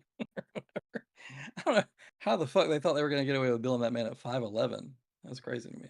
Speaking of Billy Starks, kind of. Athena, when the fuck are we pulling the trigger on her to come up to the damn main roster, dude? She's carrying that whole women's division. I know, but like eventually, like what the hell are we doing here? No, just leave her there. She's good. Can't waste her away in Ring of Honor, bro. Until you have somebody that's worth her losing the title to, there's no point. By the way, did you know that Lady Frost is 39? No, but that doesn't sound super wrong. I know that she was on some show recently, right? I saw. She posted a video of it or something. Yeah, that was weird. Some show where people get hit by balls or something. Yeah. Yeah. Yeah, I mean, that's what it is. I'm pretty sure that's what it was. You get the answer wrong or something, you get hit by the ball unknowingly, and then you dive into the water. But yeah, so she's 39. I did not know that. Push her immediately. Like, she's good. I don't understand what we're doing. She got the gimmick. She's a good wrestler. What the fuck are we doing? She should be definitely in the TBS title scene. What is her gimmick aside from Woman Glacier? Do you need anything other than that? Like, what else do we need? No, Woman Glacier. Give her the fucking Sting Snow Machine that you're not using now, and fucking bring her out and let's go. Like, what are we doing? That's all you need. Put her, if you want tag team titles like everybody wants, especially shout out to my guy that had the sign, by the way, on Dynamite. Put her with Kiera Hogan. Fire and Ice, baby. Let's go. Like, what are we doing here? You got many things that you could be doing with her instead of putting her in a random ass tag team with Layla Hirsch and Abaddon on Ring of Honor TV to lose. Well, she's definitely somebody that should be in the TBS title scene, I think. But that's enough. What do I know? What do I know? All right, let's end the show with a little some negativity. Man, shut up. Let's end the show real quick. I'm going to. All right, so MLB started a few weeks ago. Okay, I was going to do this a few weeks ago, but we had some huge shows because we weren't doing them every week like we were supposed to.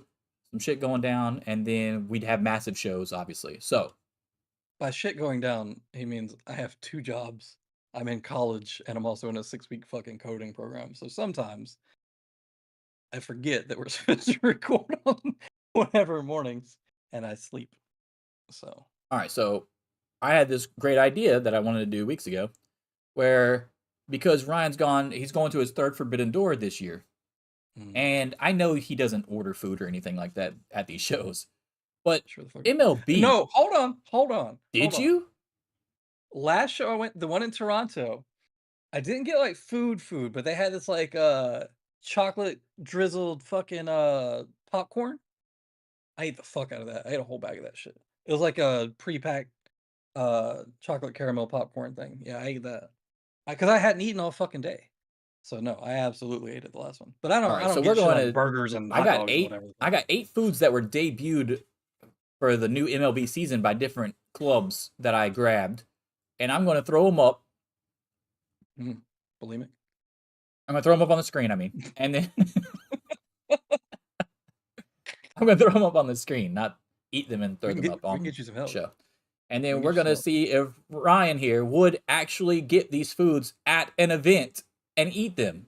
I mean, you could do both. You could be like, hey, I wouldn't eat that even away from the event. I would only eat that in the privacy of my own home. Yeah, I don't want anybody watching me eat this. Yeah. Like, because I started thinking about it, I was like, there's no way somebody's eating this at an MLB game anyway, unless you're in a suite. Like, some of these foods are outrageous. All right, let's start with food number 1. This I'm trying to get people is to go there as a lunch date because nobody goes there for the fucking baseball. this is some Irish nachos, bro, from the Boston Red Sox. Okay, You also have to remember you're on a delay. No, I got you. I've got you in the Discord.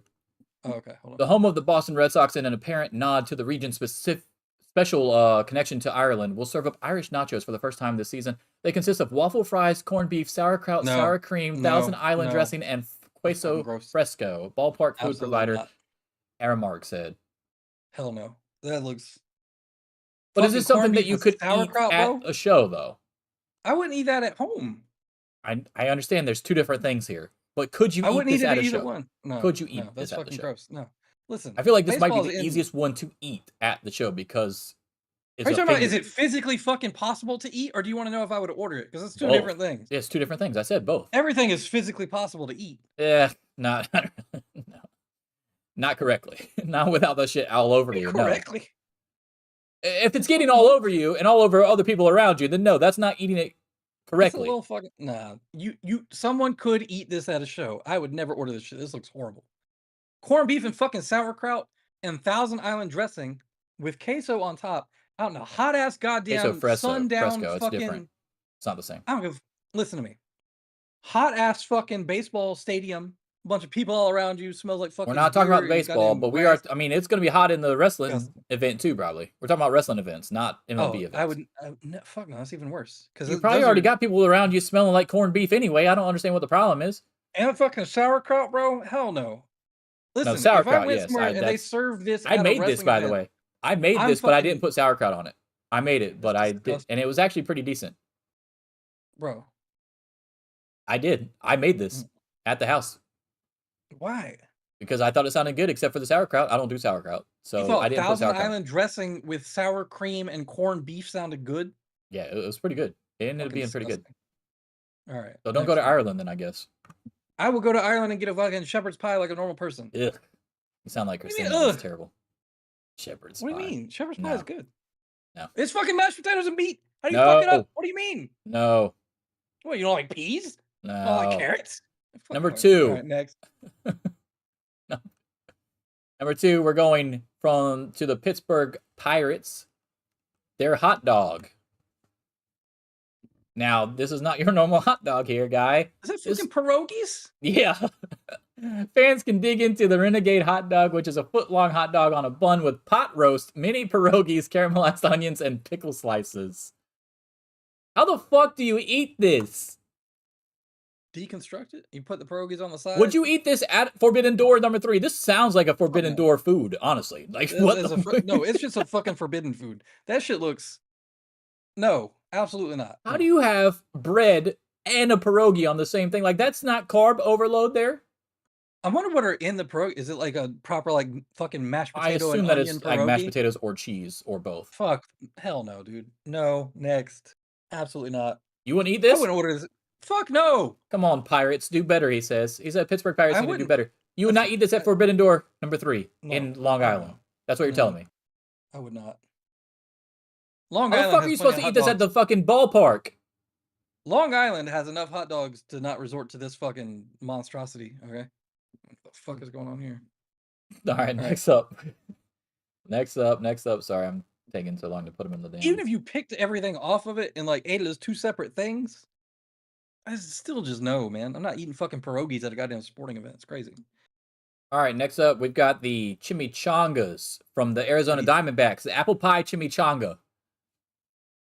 Would you eat this at Forbidden Door? No. I would eat this. This seems like something you could eat with a fork, though.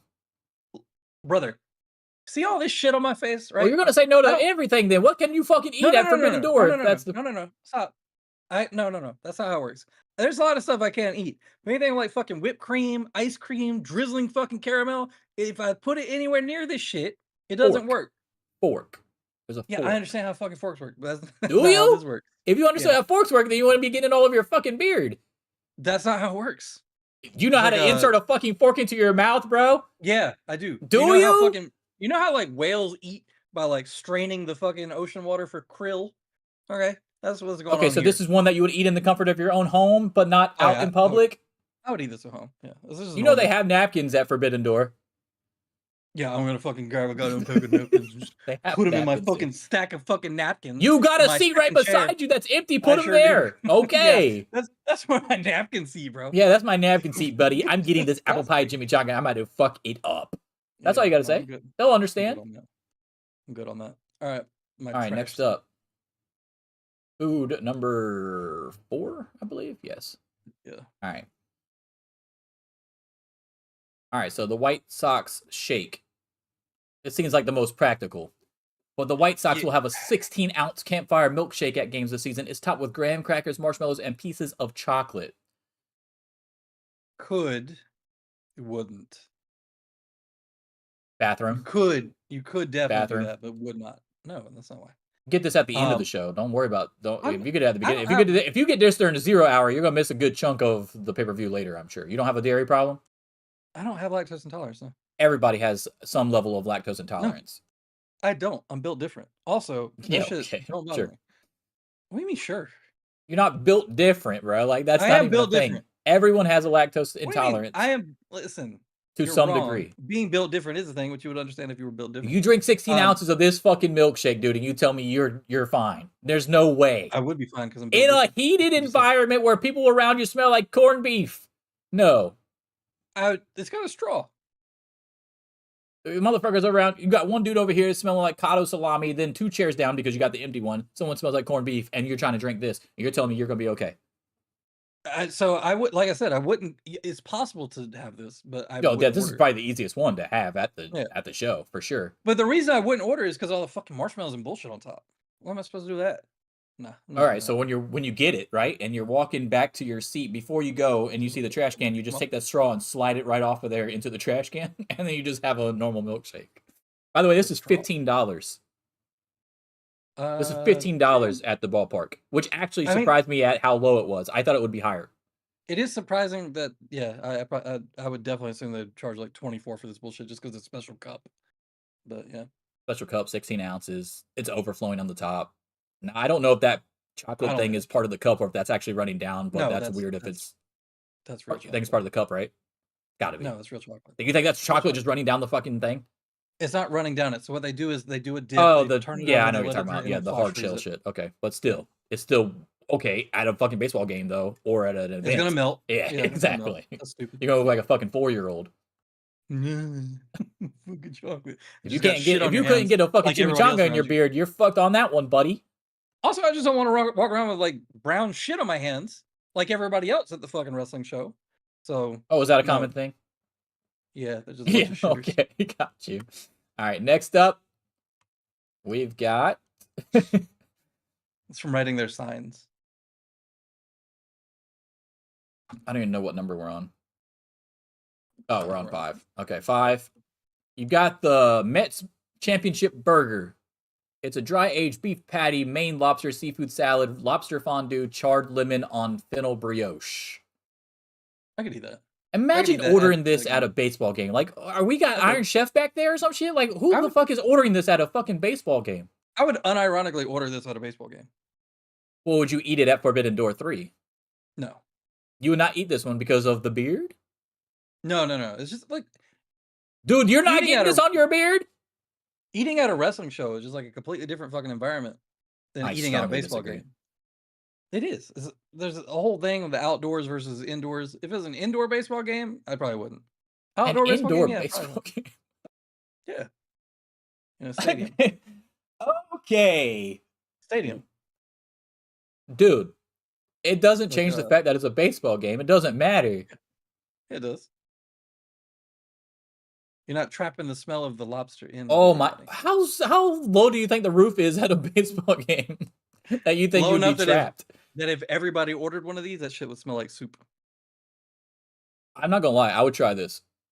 I would. Yeah. This is probably the most edible looking. If one, you and probably motherfuckers at AEW didn't have the shirt I wanted at Forbidden Door and I had the extra money to spend, I'd be going right over there and get the Mets championship burger and I'd be eating this motherfucker. I don't care. I would eat this at a baseball game. I would not eat this at a wrestling show. There's literally, dude. There's no There is a difference. There There's is a not difference. I don't know how to explain it to you, man. It's just different vibes. I've been to It's baseball different. games. There's not a difference. I've been to baseball games too. The Roosters don't count, by the way. Why don't they? They didn't I have got a no signed fucking ball. championship Mets burger at the Port City Roosters. But if they 20 did, years I ago. would have eaten it, you motherfucker. Dude, I would don't. have ordered that shit. I would have said, Dad, can I get Yeah. can The I last get person the to buy Mets this for you would be championship Dad, just so you know. The Mick Hold on, he Foley might- of our he might have- generation. Hold on. He might Nah, have won he's a cheap coupon as off the hell. radio. No. You don't know. I know he'd order it for himself. He wouldn't order it for us. Ain't no I said fucking he way. might- I just said he might have won a coupon off the radio. You don't know. Oh, you can't win a coupon off the radio for a food item. You might when Dang. there's fucking $24 Oh at my a god. $10 All right, game. next. All right, next up we've got number 6, which is the Mariners will have a new food item this season called the Double Mitch Christ. Witch, which features 2 different halves inspired by Mitch Haniger and Mitch Garver. The Haniger half contains grilled chicken breasts, marinated tomatoes, bacon, Havarti cheese, and fried avocado wedge, while the Garver side has pulled pork, sliced Black Forest ham, Swiss cheese, Dijonnaise, and sliced pickles. This is on the same fucking sandwich, by the way. This is insane. It's technically Is this two doing too different much? halves. It is doing You too would much, do but this at Forbidden Door, yes? Sandwich? of all of them so far. It's a cold deli meat, mostly, Yeah. right? Because it's got lettuce on it, or I could- not lettuce. I Does could do that this say one. lettuce? I would do this one. I would do this one. It says If I was, grilled like, chicken real breast. hungry. Like, it's not gonna be super hot though, like to mess up. Yeah. With something. No, I would do this one. That's a lot of shit going on. I will say Yeah. that. I probably wouldn't finish both halves of it. At Forbidden But- Door 3, you might see Ryan eating It's the just double Mitch. fucking Witch. double handing it. Yeah. Let me get them Mitches. Dude, that would be so nuts. The double Mitch Witch. That thing is crazy. I would get that. Yeah. That sounds good. All right. All right, and then we got 2 more. Another dessert here. Then probably not, but we'll see. Also, you have to remember I'm on Vyvanse, so like a lot of shit that I would have eaten like 5 years ago, it's just not as appealing to me now. The Mets will have a rainbow cookie roll as a new food item at Citi Field this season. It contains rainbow cookie, raspberry jam, and chocolate syrup rolled in an egg roll wrapper. I don't know. It's definitely edible. That's something you could eat there. It's like a fried Oreo at the fair. Now, I want to preface this by saying Ryan isn't necessarily a picky eater, at least that I've No, seen. I'm not. He loves trying new shit. Like, he'll try new stuff. Like I would. But this try is strictly a conversation on whether or not he would actually order this at Forbidden Door 3 or not. There's and there's nothing he'll on eat this it. list so far that I wouldn't eat except for that fucking nasty ass goddamn Irish nacho thing. But even that I could make work if I just took off like the sauerkraut and the Thousand Island dressing. I will say in my defense, I didn't use Thousand Island dressing because I didn't have any. I used some like the secret burger sauce, which is basically the same thing, but it was by somebody else, so it didn't taste like Thousand Island. You just made burger nachos. All right. I would order this. You can't I eat could burger eat this at nachos with corned What? beef. yeah, you can. No, it just had no hamburger on it. That makes no sense. Corned beef burger. What do you this is the same animal. Okay, your point is it doesn't taste anything alike. It does. You just gotta. So this is a You yes do. for Forbidden Door? I If you were I into could, desserts, I guess you'd have to be in the yeah. mood for this. If I went up to, if I was hungry and I went there and they're like, all we got left is the fucking egg roll cookie rainbow, I'd be like, all right, give me one of them. That's fine. By the way, those I can two do that. pieces right there are probably about $12. That's fine. I got money. $12 for a 2-roll Look, sushi cookie. money is not the issue on any of these. It is when you're only getting that much food. When I could be getting the Mitch Witch, the double Mitch Witch, baby. You go pay fucking. How much do you think that double Mitch Witch goes for? Holy shit! $32. 32? Easy. I could see that. I could actually Look see it that. up. That's fucking crazy. The double Mitch Witch price at the game, and that's where was that at? That was at in Seattle. So yeah, their prices are probably fucking outrageous. How much is the double Mitch Witch at the Seattle Mariners ballpark? All right, and we'll go to the last food here while he looks that up. I don't think it's released yet. They haven't said how much it is. It's just bringing up a bunch of shit for some fucking beauty product by Paul Mitchell. That's not the Mitch I'm looking for. The Royals will have a back to blue burger that features blue buns for the 2024 season. It's topped with blue cheese crumbles, bacon, lettuce, and buffalo aioli. I would say it's not any different than a regular blue cheeseburger, except they made the fucking bread blue, so I would eat that. Whether I would eat that at a show. I mean, it looks pretty messy, but you know that's not how you get it when you get it. Yeah. And burgers are a little different than sandwiches, but I think this one I would still make work, yeah. Because the lobster one is just way more messy than I think Yeah, this would be. it's definitely more messy, for sure. Yeah. Yeah, I would probably do this one. And the blue shit, you know, whatever. It's gonna be dark. I don't care. I don't care. Oh, so this one would be better at a What game then color it because is. people could see the blue buns and be like, "What the hell is this man eating?" Yeah, don't. Okay, that don't would show make me- sense because it's sunlight outside versus the crowd is dark on the fucking pay-per-view. Unless it's in a stadium. Hey Then man, it's get not the sunlight. camera off that guy eating that blue burger. We don't want to fucking draw attention Yeah. to him while we're But trying see, to watch that's the what I'd matches. be worried about. Oh, there's that guy eating that $38 fucking blue burger that we What just the added fuck to does the. that guy have? Yeah. What? Imagine people on fucking Twitter being pissed off at you because you're eating the burger. What the fuck does that guy have in the 4th row or whatever the fuck? Like, what the hell? God. Do you remember the purple ketchup and the green ketchup from forever ago too? Yeah, crazy, whatever the fuck it's called. Yeah. I forgot what it Put that was shit on there. called, but yeah, we had I it. don't remember it. Yeah. No, Put we that had shit the on green there. one for sure. I don't know if we ever had the purple, but Yeah, if you just didn't look at it, it tastes the exact same thing. I'd try Blue most of burger. those if I was hungry enough. I don't have a fucking problem at all. Yeah, the only Eating one I stuff. wouldn't eat is the Irish one as they wrote it. Even the pierogi one, the pierogi hot dog. That's too many carbs for me. Like, what are we even doing? Why would you I throw would just mini take the pierogies pierogies off. on a dog that are? You know what would have been cooler if they would have put the hot dog in a giant pierogi. Like the pierogi is, and then not close it all the way. If that makes sense. Yeah, Or no, put I got all that. of it in a pierogi, a giant pierogi, and then just eat it like it's a fucking a- calzone. Just a mashed potatoes wrapped around a fucking hot dog. You think that's less carbs? You take out the bun, so yes. Yeah. Yeah, You're getting a it lot is more less mashed carbs. potatoes. You're getting a lot more mashed potatoes. I don't know. They had to fit all the other stuff in there too, though. Yeah, Caramelized yes. onions and what the fuck was there's something else on there too. But yeah, that's crazy. But There's like, too I'm much shit not. going on.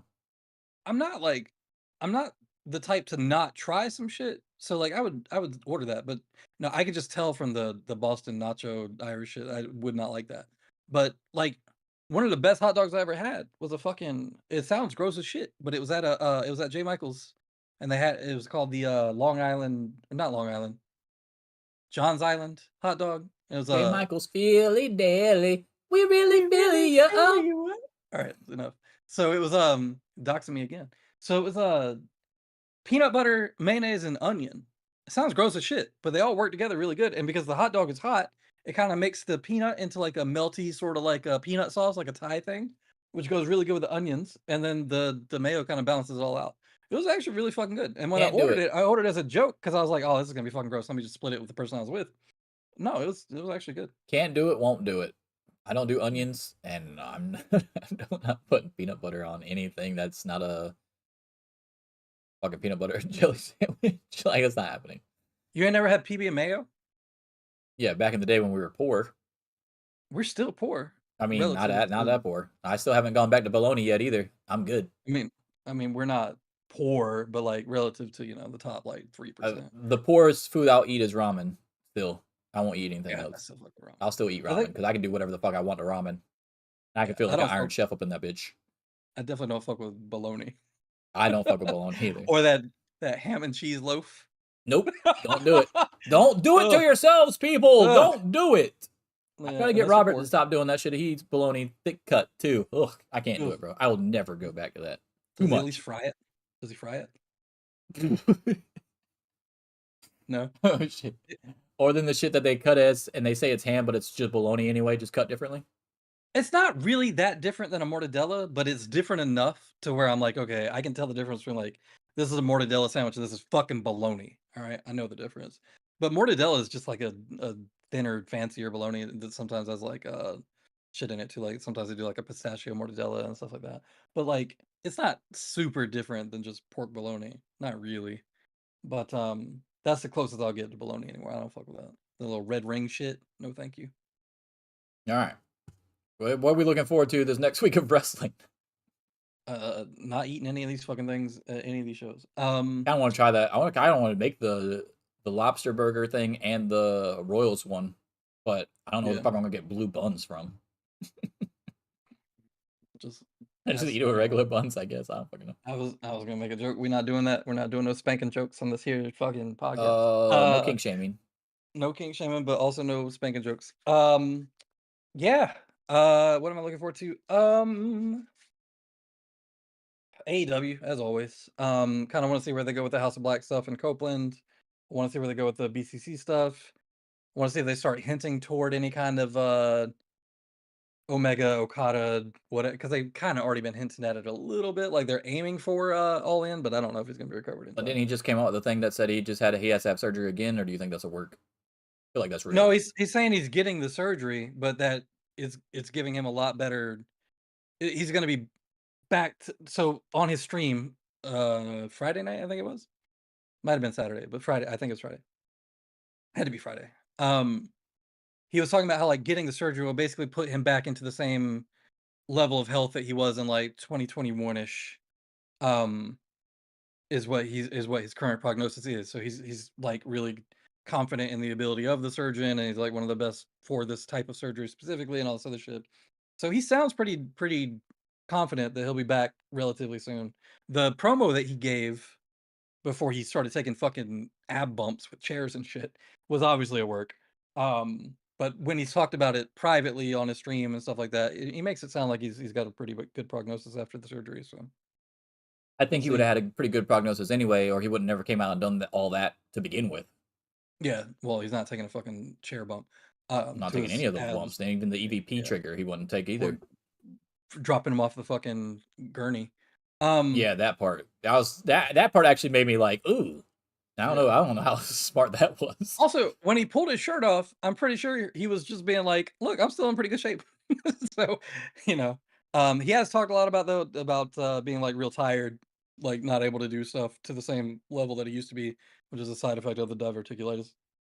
Basically, it talks about like some days he's just bedridden, essentially. Kind of a taboo name to mention right now, but do you think that there was any chance that he like maybe reached out to Heyman or Lesnar about his? Maybe, but I mean, there's been so many people with it. You don't need to reach out to them specifically. Well, athletes though. I mean, athletes are usually that are literally doing the first. exact same thing that you're doing. So like that's a little different. I ain't never seen Brock Lesnar do a fucking that. Brock Lesnar is insane and does everything 100 miles an hour. So yeah, I'd be talking to him. Okay, has he ever done a Quoit's Wrath? No. What do you think about the Chuck Taylor stuff though? Not sure if that's a work yet. I know some people are I don't think it is. It doesn't seem like it. It almost seems like he wanted to, like he knew this was coming and he kind of wanted to put over Trent on his way out. That's how he wanted to go. And then now he's doing backstage stuff apparently, which he's apparently been doing for a while. Like, well, he had to have because he's known and anticipated this. So, I mean, if that was his last match, I mean, doing it full circle to the match that kind of got them the most over in that company is cool. Doing it with his friend is cool. Having his friend go over him is cool. I think everybody's always going to kind of do the what if about them being tag champs or whatever. But in a way, I mean, it almost kind of works for him and his like, I'm an indie guy kind of thing that he never had a major championship. So I don't know. It sucks. Like I like watching him wrestle, but not everybody has to have like a whole Sting retirement when they go out. So maybe that was just he's done. We'll see. But um obviously I hope not. I hope his health is okay and everything. But if that is his last match, then it doesn't seem like a bad way to go out for his career trajectory and everything. Yeah, I mean, as long as if he's doing a good job long as he's backstage and happy. stuff, and he still has something he could do, a la Jason Jordan or TJ Wilson, then I'm happy for him that he still gets to be around everybody and all that kind of stuff. But yeah, it's gonna I'm one of those people that said that they should have been strapped up already. After the Ortiz and Santana parking lot fight that they had that put them on the map, I thought both teams were going to be tag champs fairly soon after, and neither got the straps. So I'm definitely on that side of it. But it seems legit to me as well. So we'll see, because if it's not, it'll be a really good storyline coming back, whether or not he teams with Trent or turns on Cassidy and they get best friends back together. Either way, I'll be down for either one. But and there's also could be one of those things where like, 'cause I think it's a foot issue, right? I don't know. I haven't heard. I feel like it's one of those things where like, if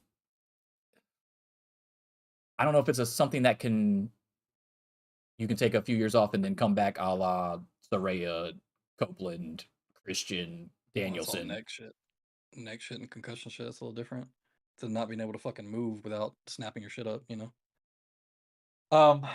got that CM Punk foot, maybe. We'll see what happens, but yeah, I'm cool with that way. That's the way if he wanted to go out that way, which seems like that was definitely his idea. Of like, hey, I know you guys aren't going to clear me, but he took some crazy bumps in that match, though. Yeah, no, that match was insane.